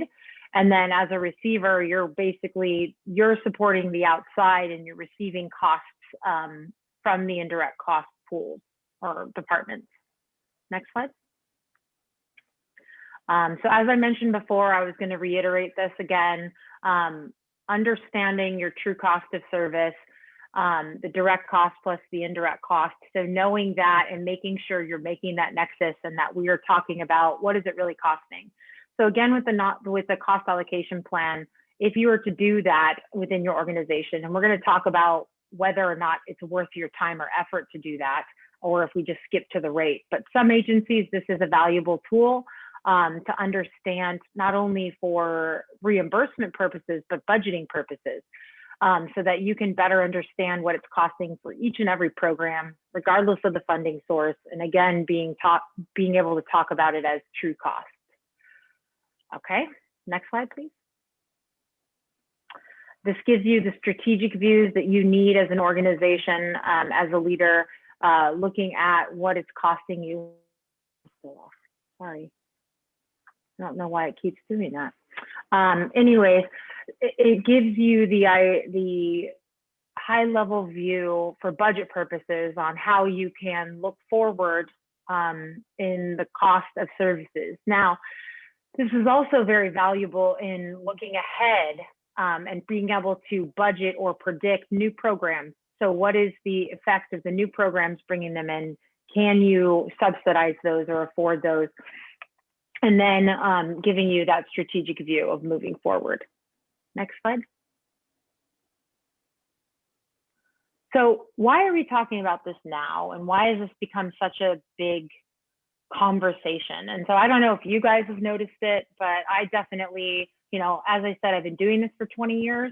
And what I can say, when I first started doing this, it really was governments that were really looking into this process, and it has One of the things I always say is I didn't create this so I'd have a job. This has been around for, over 50 years, probably 60 now. I always say I need to update that, but it started with the OMB 87 circular, and really the idea behind it was that the federal government could no longer perform the services of welfare on their own. They needed to reach out and have counties, so they tasked the counties with performing those services for them. And they said that they would reimburse them for those services. Through that process, what they realized was that the larger counties were a little bit more sophisticated in the calculation of the cost allocation. And so they were able to charge, or they were able to come up with indirect costs related to those services, whereas some of the smaller counties were just asking for reimbursement of the staff working on those services. And so what was happening is they were really being burdened with that task and finding that they couldn't fully afford to perform the services. So they came out with these guidelines so that everyone could be on an even playing field, and they would calculate in a certain way.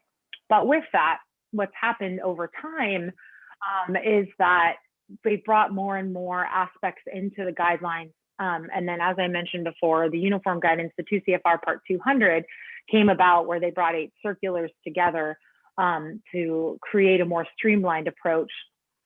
And they brought the indirect cost component in with all the other grant pre and post award requirements.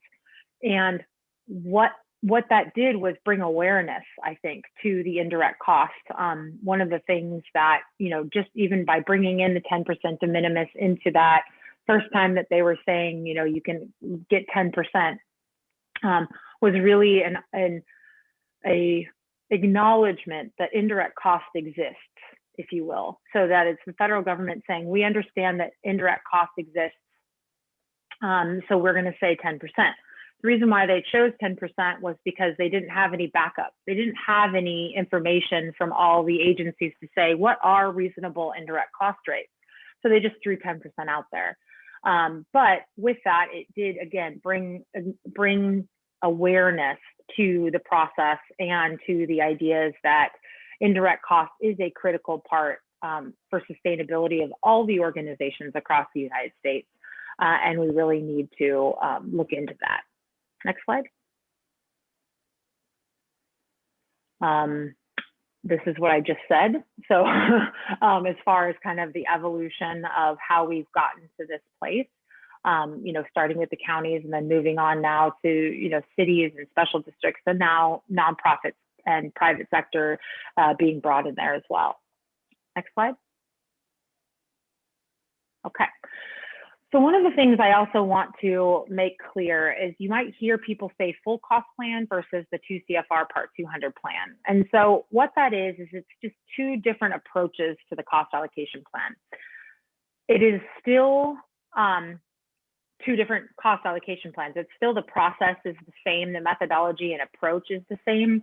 It's just kind of some of the different aspects. So full cost plans are used for budgeting purposes typically, and to charge, like in a governmental agency, they're charging enterprise funds and funds that the public is servicing, so fees they're going to create.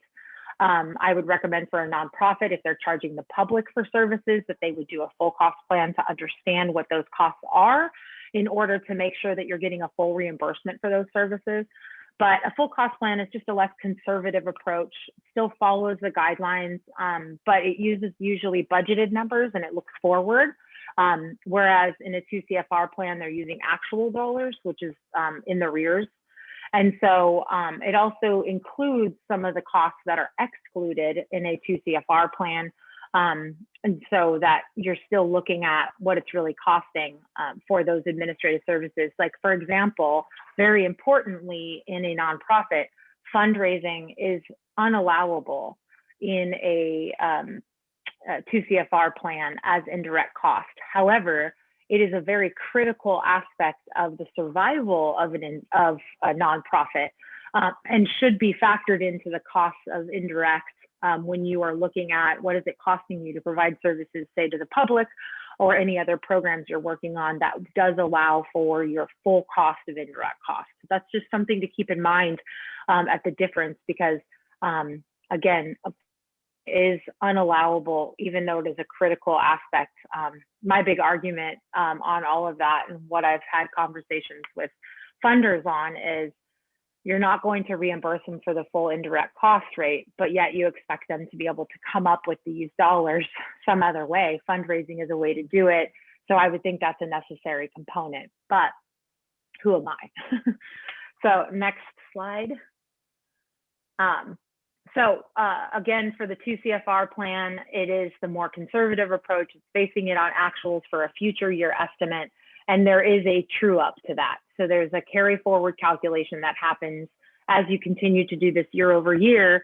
You start to compare what it was 2 years ago, because what usually happens, for example, is that you would be basing it off of your last closed fiscal year. So let's say that was 2019. And so with that, you would use 2019 for use in 2021. So as an estimate for your 2021 programs. But then once you get the actuals of 2021, you have to true it up. Did you overcharge? Did you undercharge? And the rate gets adjusted based on that. Next slide, please. So again, as I mentioned, what some of the things that the different plans are used for would be looking at this for strategic decisions. So again, you have to know what it's really costing you to provide these services. So by doing that, you would use a full cost plan, because again, it would include fundraising in areas that are unallowable. And then for the 2 CFR, it's any federal or state funding reimbursement that you're using. Next. I would also, side note, I would also suggest a full cost plan on the foundation side as well. So like when you're using, when you're going with the foundations, that is also something that you might want to be able to use in terms of looking at the full cost, because they don't have those same guidelines in place. And then here's a little poll question for you about negotiated rate. Wow, looks like most of you guys are on the no side, which is common, especially on the nonprofit side. It's a big endeavor. Good job on the person who has one.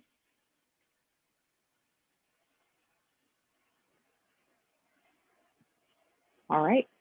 Well, that's nice to know. So this will hopefully be insightful for you guys to understand a little bit more about the indirect cost rate and negotiation side of things. Okay, so next slide, please.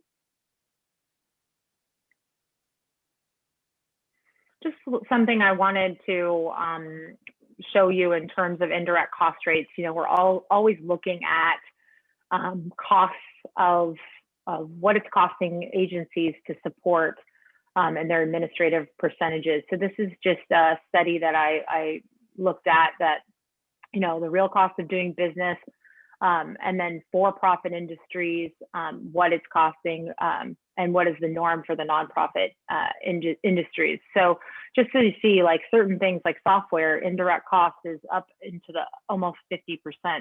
So, when you're looking at, as I mentioned a long time earlier in the presentation, about how indirect cost has really been looked at as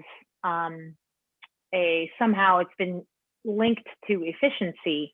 That's just simply not the case. And so looking at an indirect cost rate is really an individualized agency process. Comparing them is a dangerous and risky business, just because everyone looks at things differently. The organizations are run differently. The number of volunteers are different. All of those things really vary. And so to compare, you just don't know what is rolled into that rate. So you never want to look at it as a positive or negative when you're looking at indirect cost rates. It's just simply, what is the cost of you doing business? So next slide. So average for nonprofit, what I have come across in my career when I'm looking at rates and I'm helping them to calculate them, reported to the streets, 5 or 10% is usually the max of what I see. As I know, just because of perception, it's important that you try to keep your rate down. You don't want the public to think that you're, highly administrative. Nonprofits have gotten a bad name from some of the large nonprofits that have charged or not charged, that have had really high salaries and really, overburdened administrative costs. But what I've found to be true is that on the norm, that is so untrue to what it is. I see that so many staff are working, way under industry norms for their positions, and just trying to, they believe more in the mission than they do in the money. And so being able to represent this and help change the narrative around nonprofits and the indirect cost is really important. But the real indirect cost rates that I've come across when allocating and working with nonprofits on this is really closer to the 15 to 35% range. So when you're looking at what is it really costing you, and I'm not saying that you wouldn't continue the same process you're going through now. It's just understanding for your own perspective what it really costs is really important. Next slide. As we were just talking with the perception to the public, we've all heard about the starvation, the life cycle and starvation cycle of profits, and understanding what the reality versus the perception is. So, I don't know how long it's going to take for the perception to start to shift. But what I also will say is the more agencies that are advocating for their indirect costs, and as Carol mentioned, splattering it all over their website to help people understand, and the education around the cost of doing business. It's really just changing and stop separating the direct versus indirect, and really talking about things in a more direct way will help to shift that perception to the public, and hopefully over time, we can't survive without nonprofit support. That's the only way these services are getting done out there that are being put forth, especially, at the programs at the federal level, as they're pushed down through the state to the local, and as they pass through the monies to the nonprofits who are actually out there on the front line doing the work, is why it's so important that this narrative gets changed to, the cost of doing business. Next slide. So what is an indirect cost rate proposal? So we call it ICRPs or NICRAs or all the different acronyms you can think of, but bottom line is it's just your indirect cost rate. So there's a pool of dollars that are considered your indirect cost pool.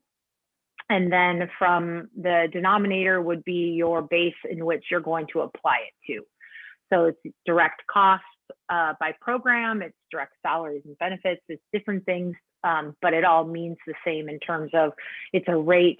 And then the indirect cost proposal is it provides the basis for the negotiation that helps you to have an organization's indirect cost rate to be able to be used on these programs. Next slide. It is the step that follows the cost allocation plan. So as I mentioned, you do that cost allocation plan, and also not all nonprofits would benefit from a cost allocation plan. When I saw the poll questions of what types of, how big is your agency? We have a couple at the less than $1 million. It's just not gonna make sense to do an cost allocation plan. And the agencies to the $1 to $5 million range, it really depends on your services, what different types of services you're performing. If you're really only doing one service across the board, then again, it doesn't make sense, because all your indirect is supporting this one type of program. That might not be worth your time and effort.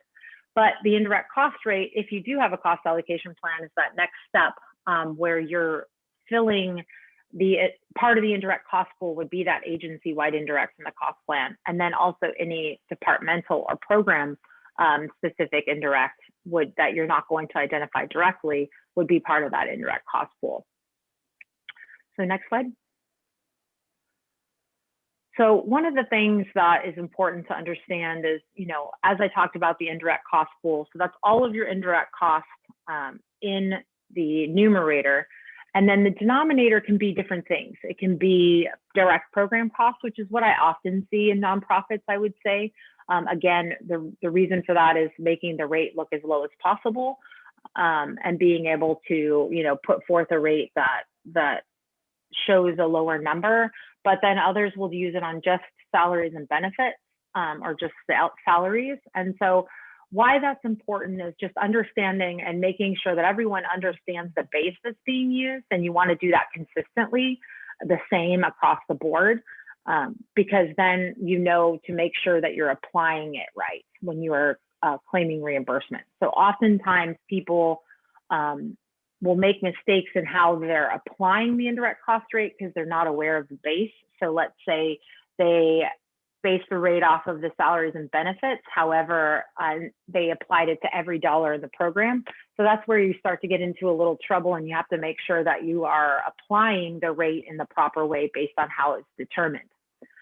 The other reason I wanted to talk about this was because this is the area that I want to help people understand why you shouldn't be comparing rates.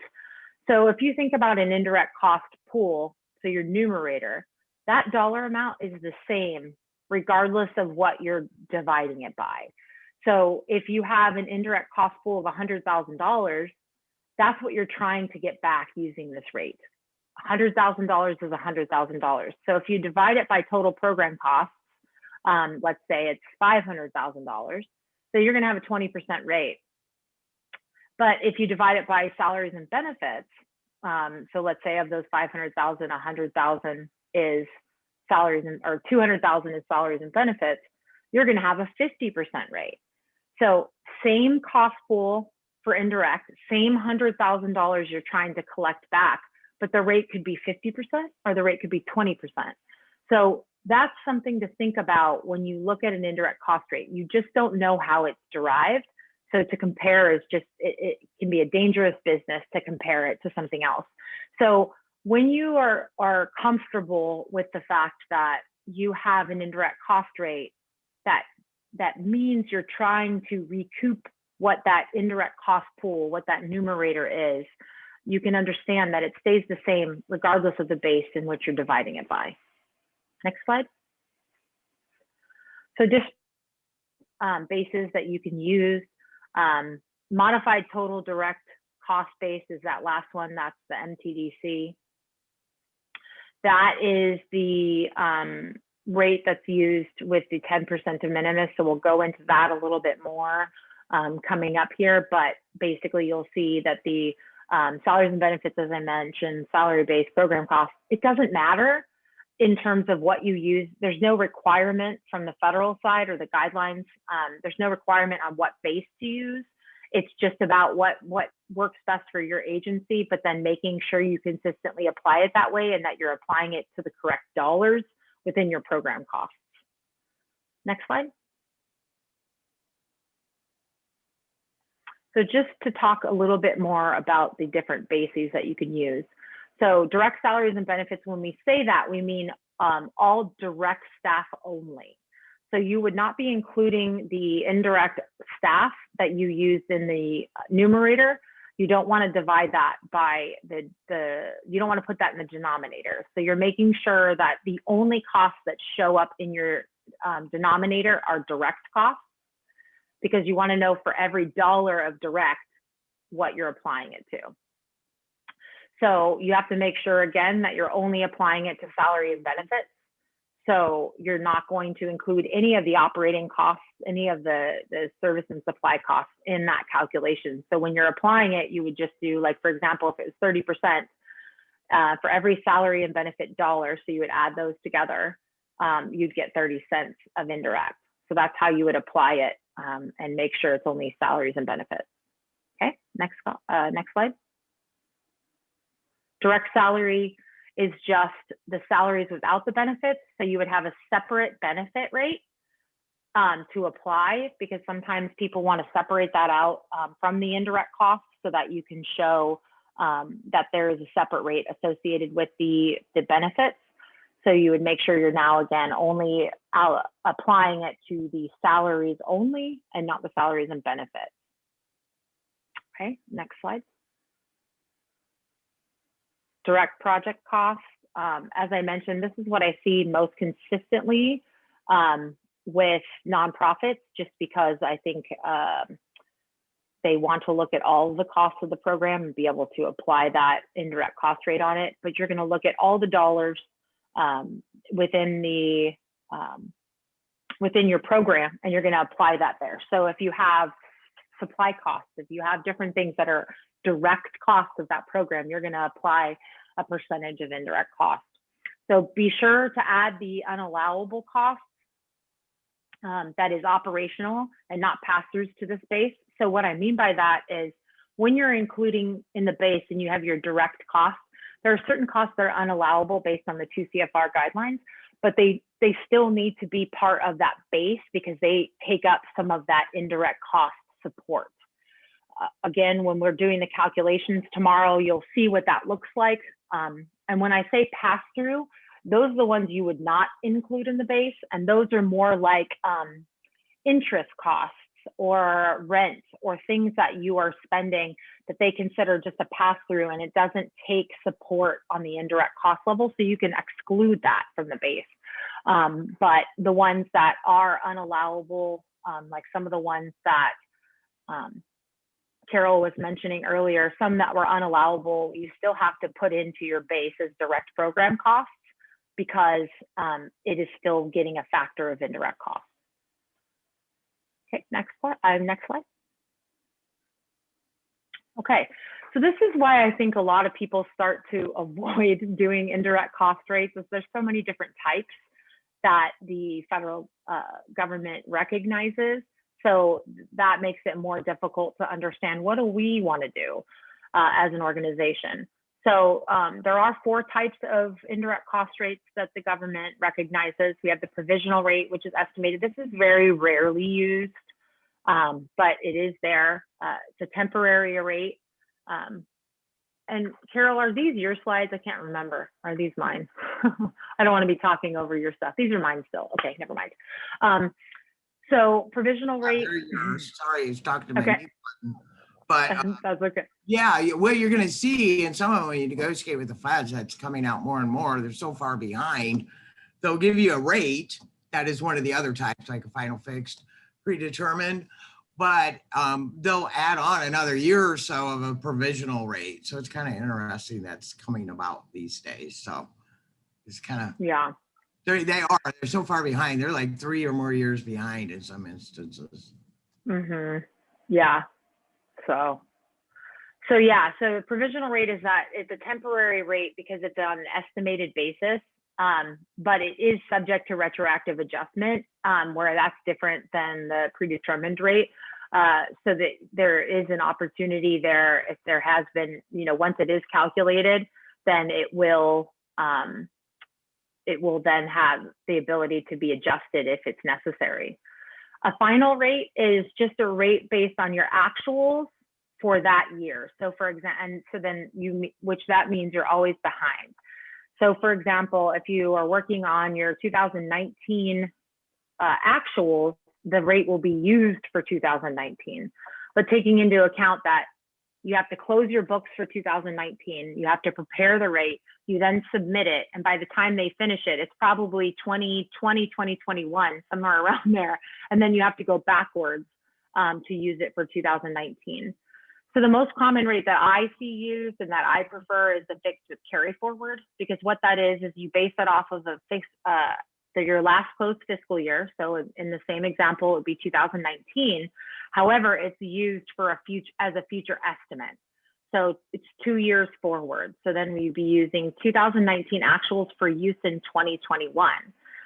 So the goal of that would be that by the time you go through the process of calculating, you go through the process of negotiation, you have it back prior to the beginning of the 2021 year. So you're using it along the way in the current year.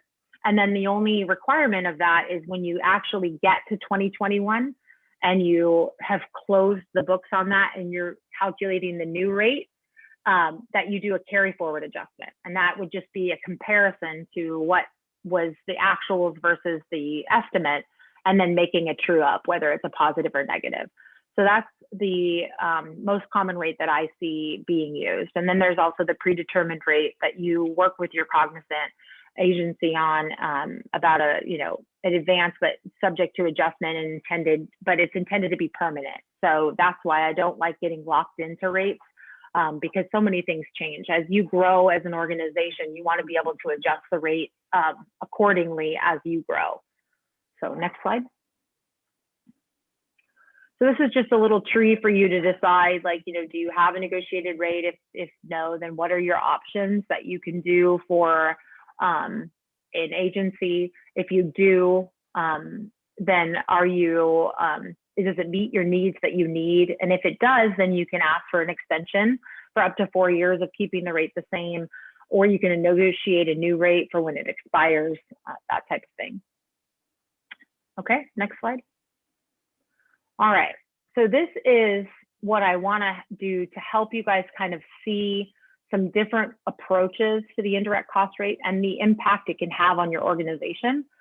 So I'm going to go through a case study of 1, not receiving any indirect cost, 2, doing the 10% de minimis, 3 is the uniform spread, which just means more of a simplified method. So there's just one rate that you apply across the board, and then the cost allocation or the multiple basis. Next slide. Okay, so in this example, it's a homeless nonprofit, and you can be able to look at what the services are for this nonprofit. There's some programs that are funded by the federal government, some are not, some are foundation, all different things. But this is just a high-level example of different costs for each of the programs and how they differ. So for example, homelessness prevention, permanent housing, youth education grant, and the transitional housing funding. So you can see the different costs. So this nonprofit specifically is specializing in the homeless prevention, so that you can see the majority of the cost is going there, but they also work on some of the transitional housing, which is at that $526,000. Next slide. So with collecting no indirect cost, once the cost had been for the admin, if you look to the far right, there's an admin column and an indirect cost column. So the admin column is your supervisors, your support that we could technically put as direct as well through this process. And then your indirect is your agency-wide indirect supporting these programs. So once that was allocated across, you see that the indirect cost for this particular program was $2,023,000. Now, that is significant, and that had to do with standing up the new program, not having a clear understanding of how that program operated. So it took a lot of extra support in this particular area, and it cost a significant amount of money that they were not aware that it was going to do, because they didn't do this calculation prior to taking on this funding. And it really burdened the agency because they did not anticipate that much cost being incurred to provide a service for the program that was only $526,000 that they were getting. They also had administrative support within their supervisors program levels of $590,000 for a total of $3.1 million for the program of transitional housing.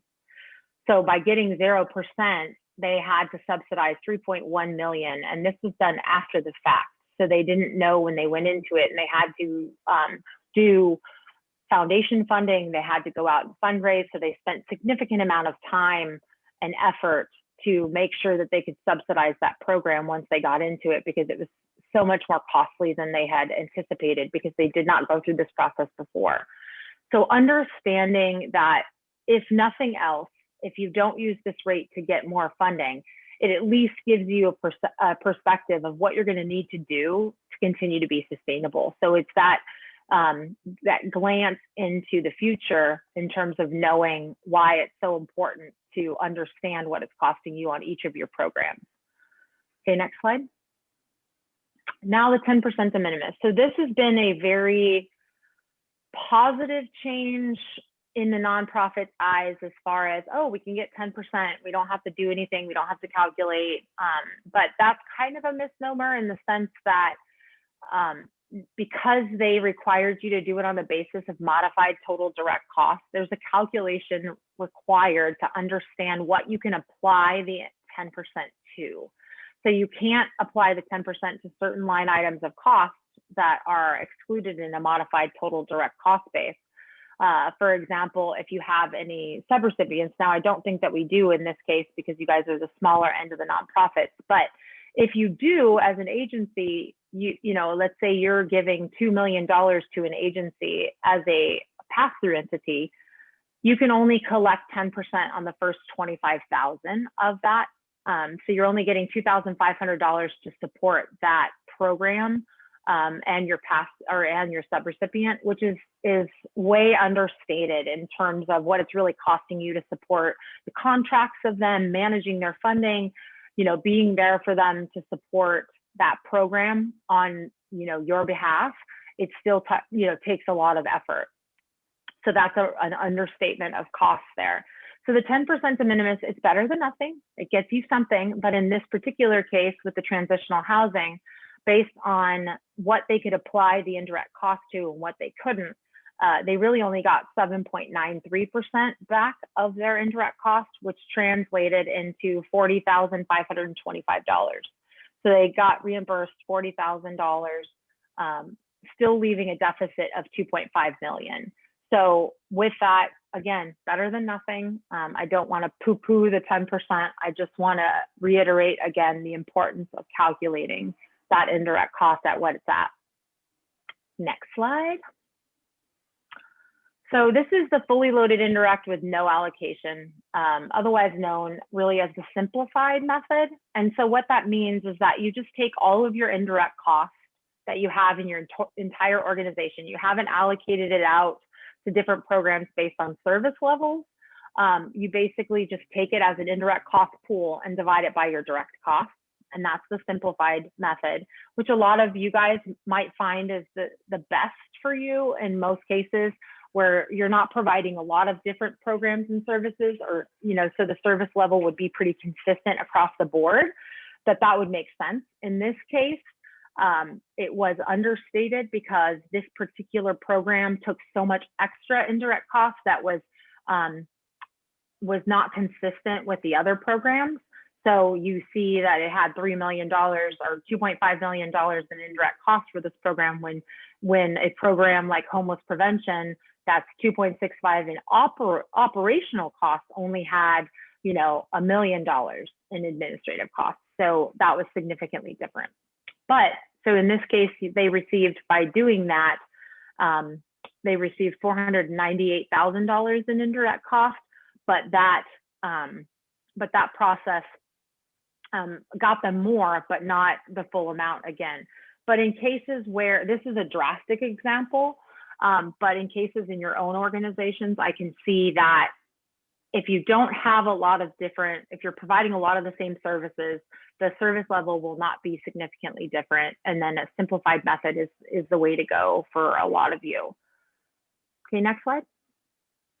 Okay, and our last example, just kind of again, as I've been talking, you'll notice that the cost allocation plan, understanding and identifying what those costs are, can help you plan forward and make strategic decisions on how you're going to be able to support this program, given how much it's going to cost in administrative costs, and can you subsidize. It allows you to move forward with a plan to cover that, or to decide this is not the right source of funding that we want to do in order to compensate and cover our costs. So next slide. All right, I'm going to pass it back to Carol for determining what rate is best for you. But wait, before I start, I think there's been a question in the chat room. Is that a hard 25K cap, or is it based on total award amount? So I think when we're talking about the modified total direct cost, the 25,000 cap is a hard 25,000. So no matter how much you're passing through to an organization, you can only apply 10% to that first 25,000. So it does not matter the size of, if you have, if you're passing through 10 million, you still only can apply it to 25,000. So it is based on a straight 25,000 under the guidelines for modified total direct cost. And then next question, the 25K cap. Oh, never mind. Carol was answering that question. Yeah, I was answering it because you'll see later on, I am not a fan of the de minimis. I'll explain why a little bit. I'm not either, yeah. So it's kind of a misnomer out there. So there are different, if you go to the next slide, there are different types of rates or different types of methodologies you use to negotiate a rate. And the first one, as you had said, it's a simplified allocation method. And the difference between de minimis and the simplified method is really generally one of your biggest jumps and recouping more of those indirect costs. So it really, if we go to the next slide, I'm sitting there ahead of myself on the next slide, right? So and this is an excerpt from Appendix 4. So it's generally for organizations that only have one major function. There is, I don't know if you guys are geeky enough, because if you really want to get to sleep quick, COFAR, they have FAQs on the 2 CFR 200. And so, if you're doing one major thing, this is generally the best allocation method to use. But there's also, and I know Nikki brought this up earlier, where you only do one thing. If you only do one thing, generally all your costs almost, except for those that are unallowable, like fundraising or something, are definitely a direct cost because that's all you're doing. In most cases, it doesn't hit that big of a population of grantees, but it does happen. So this is definitely the reason why you want to use a simplified method, because basically all your major functions benefit equally in the indirect costs to the same degree, essentially. Then go to the next slide, please. All right, so then you have the multiple method. And this is where you have multiple, you have allocation-based method. And this is where your indirect cost benefit its major functions in varying degrees, okay? So what you do is you accumulate those costs, all right, into groupings, and then they have to be allocated individually to the functions. Really what I saw, this is generally for larger types of organizations. I don't know, Nikki, you can jump in any time since you've done so many more, but when we were negotiating rates with our subrecipients in Illinois, which by the way, we've done for 6 years before I retired, most people did use either the simplified allocation methodology or the direct allocation method. But the larger you get, the more grants you get, it does make more sense to use this multiple allocation-based method. So if you could go to the next slide, please. All right. So the direct allocation method is very widely used, especially when you are taking the time to dig in. A lot of times, the first time you negotiate a rate, you're basically concentrating on the simplified method and adding some direct. And it's really interesting because the more you get into it, the more comfortable you feel in doing this and seeing the reduction. Again, as the example showed when we were talking about people that were working on things considered an indirect cost, you got 30% of their salary back. But when you figure out they only work on 2 grants, or they only work on 1 grant or 3 grants, whatever it is, if you come up with a reasonable allocation methodology, you can actually, allocate those to the different programs in proportion to the amount of time they spend, okay? So it's really sometimes worth digging down and going into this to figure that out, because you are going to definitely get 100% of those salaries back instead of just 30%. That's why it's so critical. Not to mention, it lowers your indirect cost rate because you've taken things out of the indirect cost pool and then allocated them as direct, which, is great because you're going to receive more money back. And secondly, it looks wonderful instead of having a, 40-some% or 30-some% indirect cost rate where people don't understand what that means. You would actually be getting less money back than you would if you allocated them and lowered that pool. Could you go to the next slide, please? So I always tell people, anybody that tells you, if you hire someone and anybody tells you, oh, we're going to go for the highest rate, they're not doing their job. It takes time for you to go through all those. And if they're assisting you, they have to go through them all. So, just keep that in mind, because I know just from actual experience, when I first went to the Department of Human Services, they hadn't updated any of their allocation methods. They pulled 5 human service agencies together and did it the first year. Well, things changed over time. And we increased a significant amount just by going through. Is it time consuming? Yes, it is. Okay. Do people need to keep time records to validate it? Yes, they do. Remember, documentation. So could you go to the next slide, please? So it's really, you know, the thing. Now, the de minimis rate, this one makes me a crazy woman, okay? Because the whole premise behind the 10% de minimis rate, in the beginning, they've kind of changed the wording on it with the revisions, is the fact that it was used for people that didn't have the bandwidth or the resources to actually negotiate a rate, okay? Well, then why did they pick the most complicated base? I mean, modified total direct cost is very confusing. And quite frankly, to apply the 10% de minimis rate, you have to do what? Separate your direct and your indirect. That's the biggest hurdle that you have to take on to negotiate a rate. And, you know, nobody can live on 10%. I mean, there's no way. And, you know, as Nikki had stated, I asked him, well, where'd you come up with 10%? You know, because as Nikki explained with the bases, unless you're comparing the same base and allocation methodology, okay, it's not comparable. So you can't just say, and that was one of the problems where they came up with the 10%. So, you know, it does, you're not required to, what's interesting in the revisions, they really point this out. You're not required to, you know, say whether I did, you know, how I came out with that. You know, like anybody's going to have a profit from a 10% de minimis rate. Okay.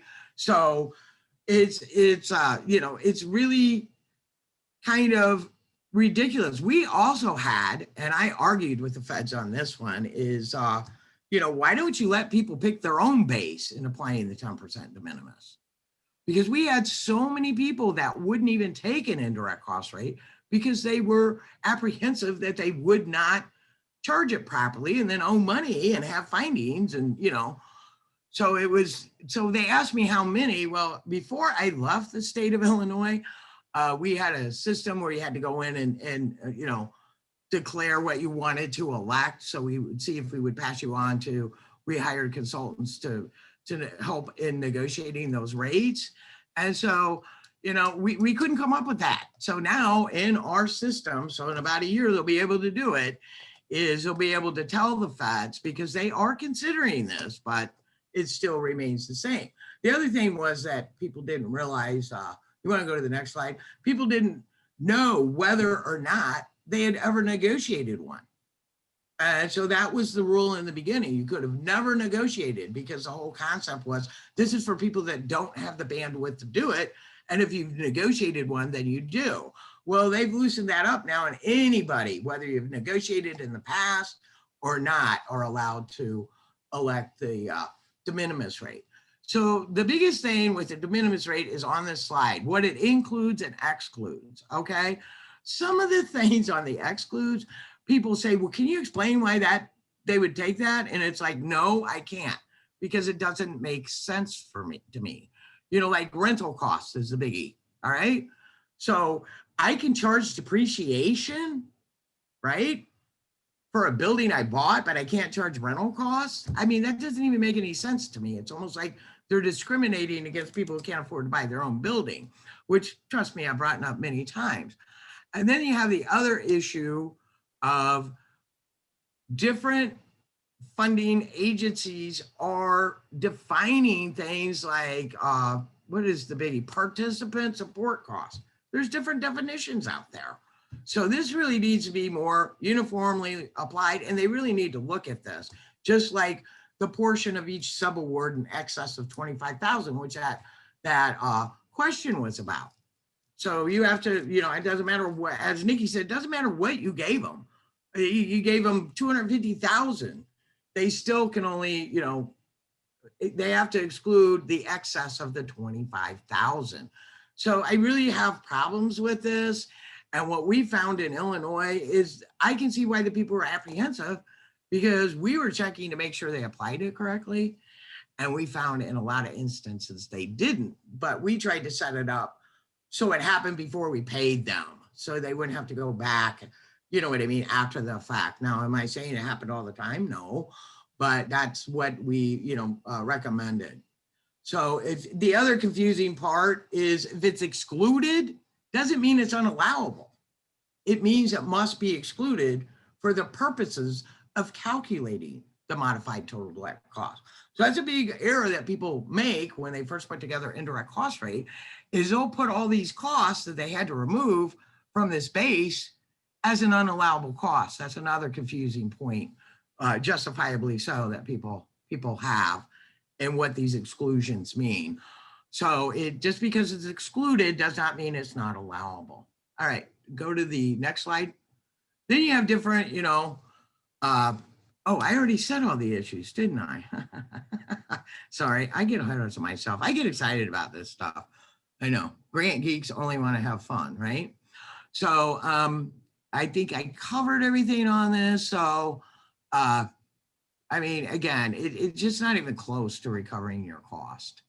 The other thing they added in the new revisions is that even though you don't have to prove those costs, it now states in the revisions that you must have your books and records available in case either the federal agency, pass-through entity, or the where am I at? So, or the auditors. Sorry, I lost my train of thought there for a minute. So anybody can have access to those records to ensure you did it properly. Some of the stuff that we found is 1 month they charge it, or a quarter, however they charge it. We would find that something was called a direct cost and then it was an indirect cost. I mean, there were a lot of errors that it didn't have the consistency to move through. So I think it's better than taking nothing, right? So anyway, next slide, please. What happened? Oh, sorry, but for some reason I lost the, I don't even know what I did, but I lost the presentation here on my computer. You can still hear me, I hope. So anyway, Yep, we can hear you, Carol. all right, well, I'll just go on my slides that I have up here on my double screen. So the next thing you have is, till I can fix that, the next thing that we need to talk about is on the next slide is determining the indirect cost, cognizant agency. It really is pretty easy for you to figure that out. It's whoever gives you the largest dollar amount in federal awards is your cognizant agency. I know in Illinois, because we centralized this, so we did the same things the feds did. We centralized it, we negotiated a rate, and everybody had to accept that rate. Okay, so we use this same definition to determine our indirect cost, cognizant agency. Then we have a lot of things going on with pass-through entities. And I think this is happening at, I shouldn't say think, it's happening at both the federal and the pass-through entity level. I think it happens more with the pass-through entities. But there's been a lot of confusion over the time that the pass-through entity, if you only receive funding as a pass-through entity, okay, then that means that that you have to negotiate the rate with them. Now, if you have direct federal funding, you have to negotiate the rate with the feds. Okay, so what we ran into is, the feds will negotiate sometimes a program rate. HUD's notorious for this. And the other thing is that HUD will not allow you to use their negotiated indirect cost rate on any other grant other than HUD grants. So what we had to go through was, I contacted the feds. I said, well, this isn't fair. You're setting them up to not be able to charge anything because they've had a negotiated rate in the past. So what we would do is get it in writing from them, and we would go ahead and negotiate a rate because I didn't think it was fair. And that was something I guess the feds were not aware of. Okay, so the sub-recipient, a lot of people didn't think they had to negotiate a rate. They thought that they could say, oh, just use the 10% de minimis. I don't have to negotiate. Well, they've made this very clear in the update. Okay, and this is one of the the sites that changed. It used to be 331 before the revisions. Now it's 332. But, you know, whether you're passing money through or you're receiving money as a subrecipient, you should really know what the rules are, because they can't do this to you. They cannot force the subrecipient to use a de minimis rate. So, you know, this next slide talks about the negotiated rate. If it exists, they have to determine that this is something new too that they put in, because now they're saying, they kind of, you know, kept me up at night, that you can accept a rate that was negotiated by another pass-through entity. And in some of the things that I have seen, dealing with, you know, the entire state of Illinois and the subrecipients and where they get grants elsewhere, it doesn't mean they actually follow the federal rules to negotiate that rate. So, you know, they might say, well, you get it from a, you know, from a foundation or somewhere else, and they negotiated a rate, because it definitely says you can accept the rate that is between a pass-through entity, you know, another pass-through entity, and your subrecipient. So, you know, this one kind of gives me a little heartburn just because of what I've seen, or the fact that you might be following something where they don't allow a bunch of cost, or they have, you know, that you would be able to charge under the grant. So, you know, sometimes it's not always to your benefit to do it. I see what they're trying to do, and I think conceptually it's a great thing, but, you know, you really have to understand that there are instances where the other pass-through can say, I'm not going to accept this rate, okay? Because the pass-through entity is not required to collect information, but may elect to do so. And some of it that I have seen, even from CPA firms, you know, it's ridiculous, the lack of knowledge in this area. It floors me. It's like, how do you do single audits if you wouldn't know how to negotiate a rate? But you know, when you look at the number of substandard single audits is almost 50%, you then go, oh, okay, that's why. I've even had them call and say, where do I find this requirements, and where's this document, 2 CFR 200? I'm going to negotiate a rate. And it's just like, oh my God, you know, because this is not something you can read through quickly and get it. It takes a long time to get all the elements together and fully understand them. And it's really not something that you see taught in school. Even, you know, like myself, I'm a CPA. And I remember when I first started internship and we did single audits for a CPA firm, I was just like, oh my God, did I miss these classes? Okay. So it is a different animal, and it is a niche. So go on to the next slide. So I'll get off my soapbox about all that. All right. Next is the negotiation and approval of an indirect cost rate. So I don't remember, is this your turn? Yes. Thank you. I'm going to hand it back over. And in the meantime, we have my last question. I had to throw this one in there, because this is sometimes like Charlie. This is yours. This is yours still, Carol. Carol. Did she walk away? Carol. Okay, well, I guess I'll just do it then. These are her slides, but I will figure out. So the negotiation of an indirect cost rate with a cognizant or pass-through agency is usually the biggest heartburn that everyone has. So what we should look at here, next slide. Oh, wait, we lost the slide deck. Okay, next slide, there we go. Why you should negotiate an indirect cost rate. So this allows you to understand what the true cost of administering a grant is. Also, it allows you the ability to claim indirect costs on the grant. Earlier at the beginning of the presentation, where I was saying that it's now a mandate for nonprofits that they do give the indirect cost rate reimbursement if you have one negotiated. And it allows you justification on a grant application. So some agencies or some nonprofits are nervous that it's going to make them not competitive because if they have a rate designated, that it might look like, oh, their rate's higher, so then they won't pick me. but actually it's quite the opposite in the sense that they now know that you understand what it's going to cost and you're still applying for the grant. So it makes it look like it shows that you understand what it's going to take to provide this grant. And then you can be able to use that as a source of informative information that backs you up.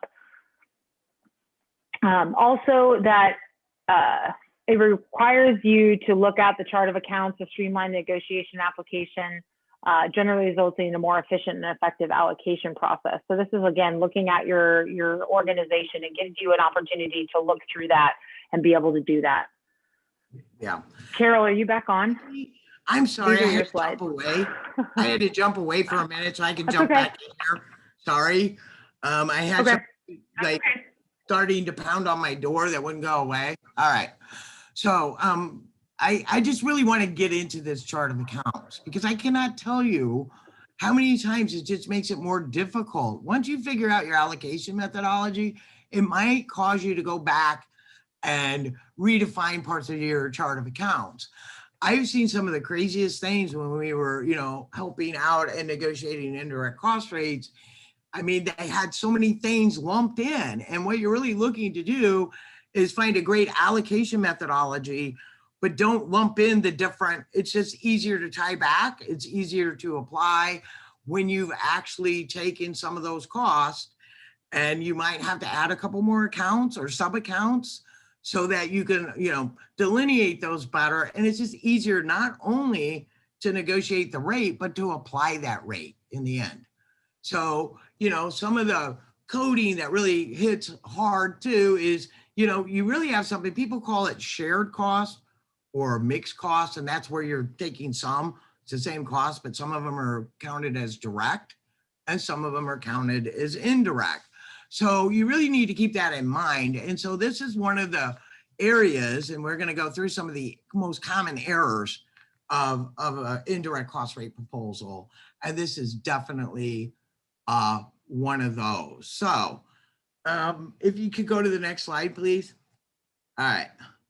So we got to talk about, what are you required to submit? What are the submission requirements for an indirect cost rate proposal? So you have to have a chart of accounts. You have to have an organizational chart, all right? Audited financial statements. Of course, you can also, and we'll get into that a little bit more, but you can also use budgets or others, and we'll explain why a little bit later. Your single audit, which really the single audit is supposed to be both your financial and compliance, federal compliance component all in one. Sometimes they separate them. So allocation methodology, and you usually have a worksheet, a proposal worksheet, and then there are required certifications that you must make when you submit one. So going to the next slide, again, we talked about the chart of accounts. We talked about, a well-designed chart of accounts can really streamline this process. I can't emphasize that enough. It really helps all the way through. It helps identify them. It helps it also helps to apply it. All right. So I think I beat that one up enough. So we can go to the next, which is organizational charts. And the problem that we find a lot of times is that it is not a complete, it's like a high level org chart. It doesn't show all the worker bees. Okay. And so I can't tell you how many times we had to go back and say, none of the people that you're charging to this grant are in your org chart, or most of them, right? So you really got to make sure it's very detailed. So the reviewer, I know they call it negotiator, but the reviewer can see and map out that, yes, you have these different positions and they are on your org chart. Next slide, please. All right. And then, of course, you have audited financial single audit. You can also use a 990 to do it. Okay. But there are times where you're applying for grants or you just got a new grant or multiple grants. So there are times that you really should consider using a budget so that you can get those other programs in, everything's allocated, and it really does help, and you can use the budget. That's why you want to use a rate that you can go back and you know, whether you have overages or underages, because you're doing it on an estimate. All right. So everything that you use for financial data, whether it's a budget, whether it's financials, whether it's the 990s, they have to reconcile to that indirect cost rate proposal worksheet. That's one that we always send it back and say, where is this cost? Okay. And then you have, you know, a schedule of expenditures and federal awards. A lot of times they do go back and forth and look at those as well to see how much expenditures was reported. Okay. So that they can convert that to the cost principal categories. Okay. So that's another issue. If you go to the next, or submission requirement. Organizational budget, again, anytime you have a material increase or decrease in grant funding or any other activities that your organization does, it's really to your benefit to go back and renegotiate. The organization is responsible to submit their annual budget and notify the reviewer negotiator of any significant changes or any new programs that are added or removed. You know, like if you got a demonstration grant or something, it only lasted so long. I've seen demonstration grants go for as long as people, you know, they could start out of college and it's still going on when they retire 30 years later, right? Especially on some of the SAMHSA grants. Okay. So another thing that we have been seeing constantly, and a lot of it had to do with, I mean, a lot of it has to do with COVID today, but a lot of it had to do in Illinois. You know, Illinois is not, I don't know, it's the, I call it the Auditor Full Employment Act, right? So anyway, the organization literally, and this is where you want to use a budget, is if you have consolidated 2 or more organizations, which has happened a lot, and is probably going to continue after the effects of COVID. So going to the next slide. All right. Now there is an allocation methodology. I don't know in Illinois, just to, I don't know, we saw this term used a lot, not universally, but we call it a cost policy statement. So what it is the cost policy statement, it includes a description of the organization's accounting practices, policies, procedures for allocating direct and indirect costs. It really is one of the most vital parts or components of an indirect cost rate proposal that actually leads to an indirect cost rate. It provides clarity and assurance for the accounting and allocation practices used to develop a rate. And it literally dictates how you're supposed to apply the approved indirect cost rate. Now, if your auditors know what they're doing, they're going to dig through this and make sure you followed it. So you really need to make sure. It's also a great training tool. Okay, put down your rationale, because you know what, you might not remember next year why you did it that way. So it's always good to document it. You know, I always say, well, I've slept since then, I don't remember. So and it's really describes your accounting practices, what type of basis of accounting you're using to apply this. It also helps if they know what basis both of them are on in the reconciliation back to your financial statements. So it is critical. Could you go to the next slide, please? All right, here's the common errors that we have, and I'm sure, Nikki, I'm gonna call on you to see if you could come up with some more, but just mathematical errors. I cannot tell you how many times we find that. Of course, as I talked about, the proposal worksheet or schedules do not reconcile to whatever you turned in, whether it's audited financial statements or 990 or, you know, the budget. It doesn't reconcile. The direct and indirect costs are not consistent with the financials or the worksheet schedule. So, you know, it's kind of like, I remember reviewing one, and it was taking someone that was working on multiple grants. And so let's say they were working on 3 grants and they charge 40% to each grant. And it's like, well, I know you're giving more than 100%, but you can't charge me for that. So those are the types of things that they look for as you go through. And then of course, a lack of understanding about the modified total direct exclusions Yet a lot of people put those in the unallowable category. They're not unallowable. They just have to be excluded from the base. And just an overall lack of understanding on unallowable costs or other activities.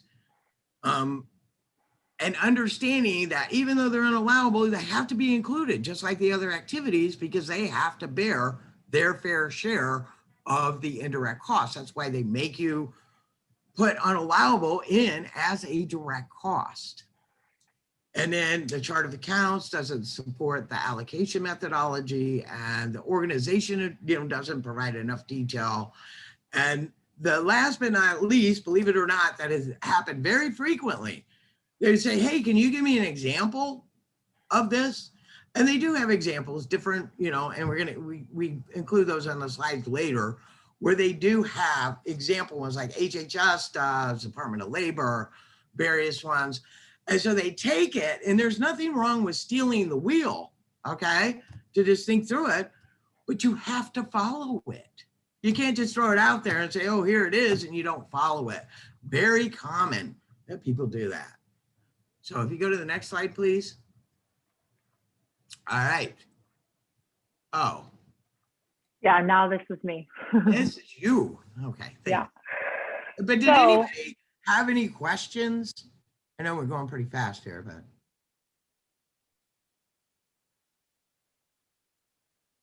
Yeah, because that's what I'm thinking. I'm thinking I'm going to save this for tomorrow, right before we get started on the exercises, because it's really more towards the exercises. Because we just have a few more slides, but I don't want to rush through them because we're almost out of time. Because it's just a few of them, but it's more about like the application of the indirect costs. I think it's really important to have our time to look at that. So with that, I think that for today, as far as the slides go and what we're working on, we'll end that part of it, but then leave the last, 8 minutes that we have scheduled for questions that anyone might have on anything we've talked about today so far.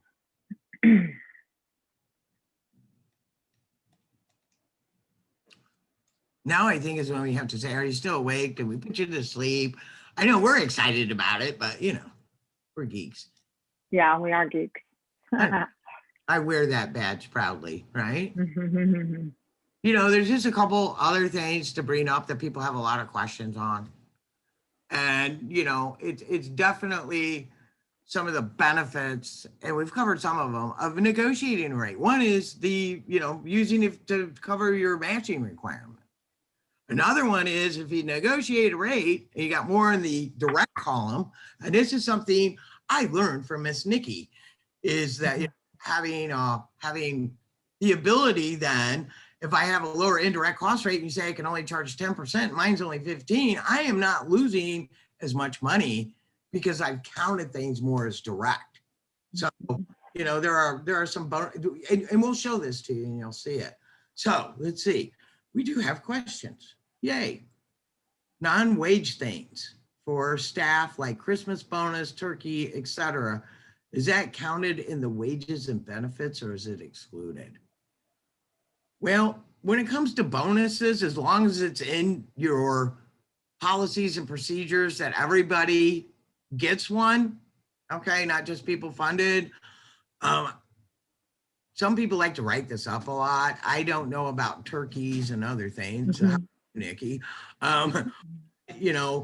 It really is some of the benefits. That's why some people want to negotiate a benefit rate as well. But I think about the only thing I could see that I wouldn't question would be having a bonus, but it's something that is entity-wide and applied consistently across the board. And I would always, when in doubt, always ask and get it back in writing. You have anything to add? No, Okay. I think that's, yeah. I have a would agree. question. Yeah. Sure. So you guys talked earlier about kind of that perception that it's, unsavory to have a high amount of your budget go to administration, operations, and direct costs. And there are equations that groups like Charity Navigator use to give us a rating, that actually has consequences for fundraising. Have you seen negotiated indirect rates work against nonprofits for their kind of those types of rating systems? I really think it's the opposite, because you're looking at what the true costs are. And if you literally go through and do the direct allocation methodology, then what you're going to find is that it lowers it. I mean, you guys are always, the problem with some of those places, they just take general administrative off your 990 and they come up with these things. I mean, that really started hitting home during Katrina with the Red Cross, and they found out how much the CEO was making. Remember all that hoopla going on? So I don't know, Nikki, do you have any other things to add there? I think it's better to negotiate a rate, and I'd plaster it everywhere, especially if I use the direct method and really took the time to allocate as much as possible as a direct cost instead of putting it in an indirect cost pool. Nikki, you have anything to add to that? Yeah, I would just agree with what you're saying in terms of like creating a policy around charging everything direct that's possible, getting the indirect cost rate. But I haven't, I've worked with Charity Navigator and others as they're really trying to adjust their process of calculating that rate, because they are recognizing that it's not serving the nonprofits well as what they were intending on doing. So I think that the more people are able to calculate, negotiate the rates and see what's more common, the better it's going to be perceived. So being a part of that push forward in terms of understanding the reality will help to, with all of those types. And I know like the National Association of Nonprofits and all of, like Sarah's group and them are advocate at the highest levels, but they need to be, armed with the information of, look at our group, and here in the state of Michigan, all of these, nonprofits have gone through the process of doing this. This is what more the average rate is, that we're looking at. So how do we make sure that that comes across in the right way? But it takes, everyone working together on that process. Yeah, and I think the other big thing those organizations do is they try to apply financial ratios that are used for publicly traded companies and force them on a nonprofit, which really isn't fair. Okay, so it's a different world. And so I think there's a lot of confusion between everyone of what, a nonprofit versus a profit, plus all the rules that you're required to follow. The administrative requirements cost money to do. And it's really a misnomer out there. I totally agree.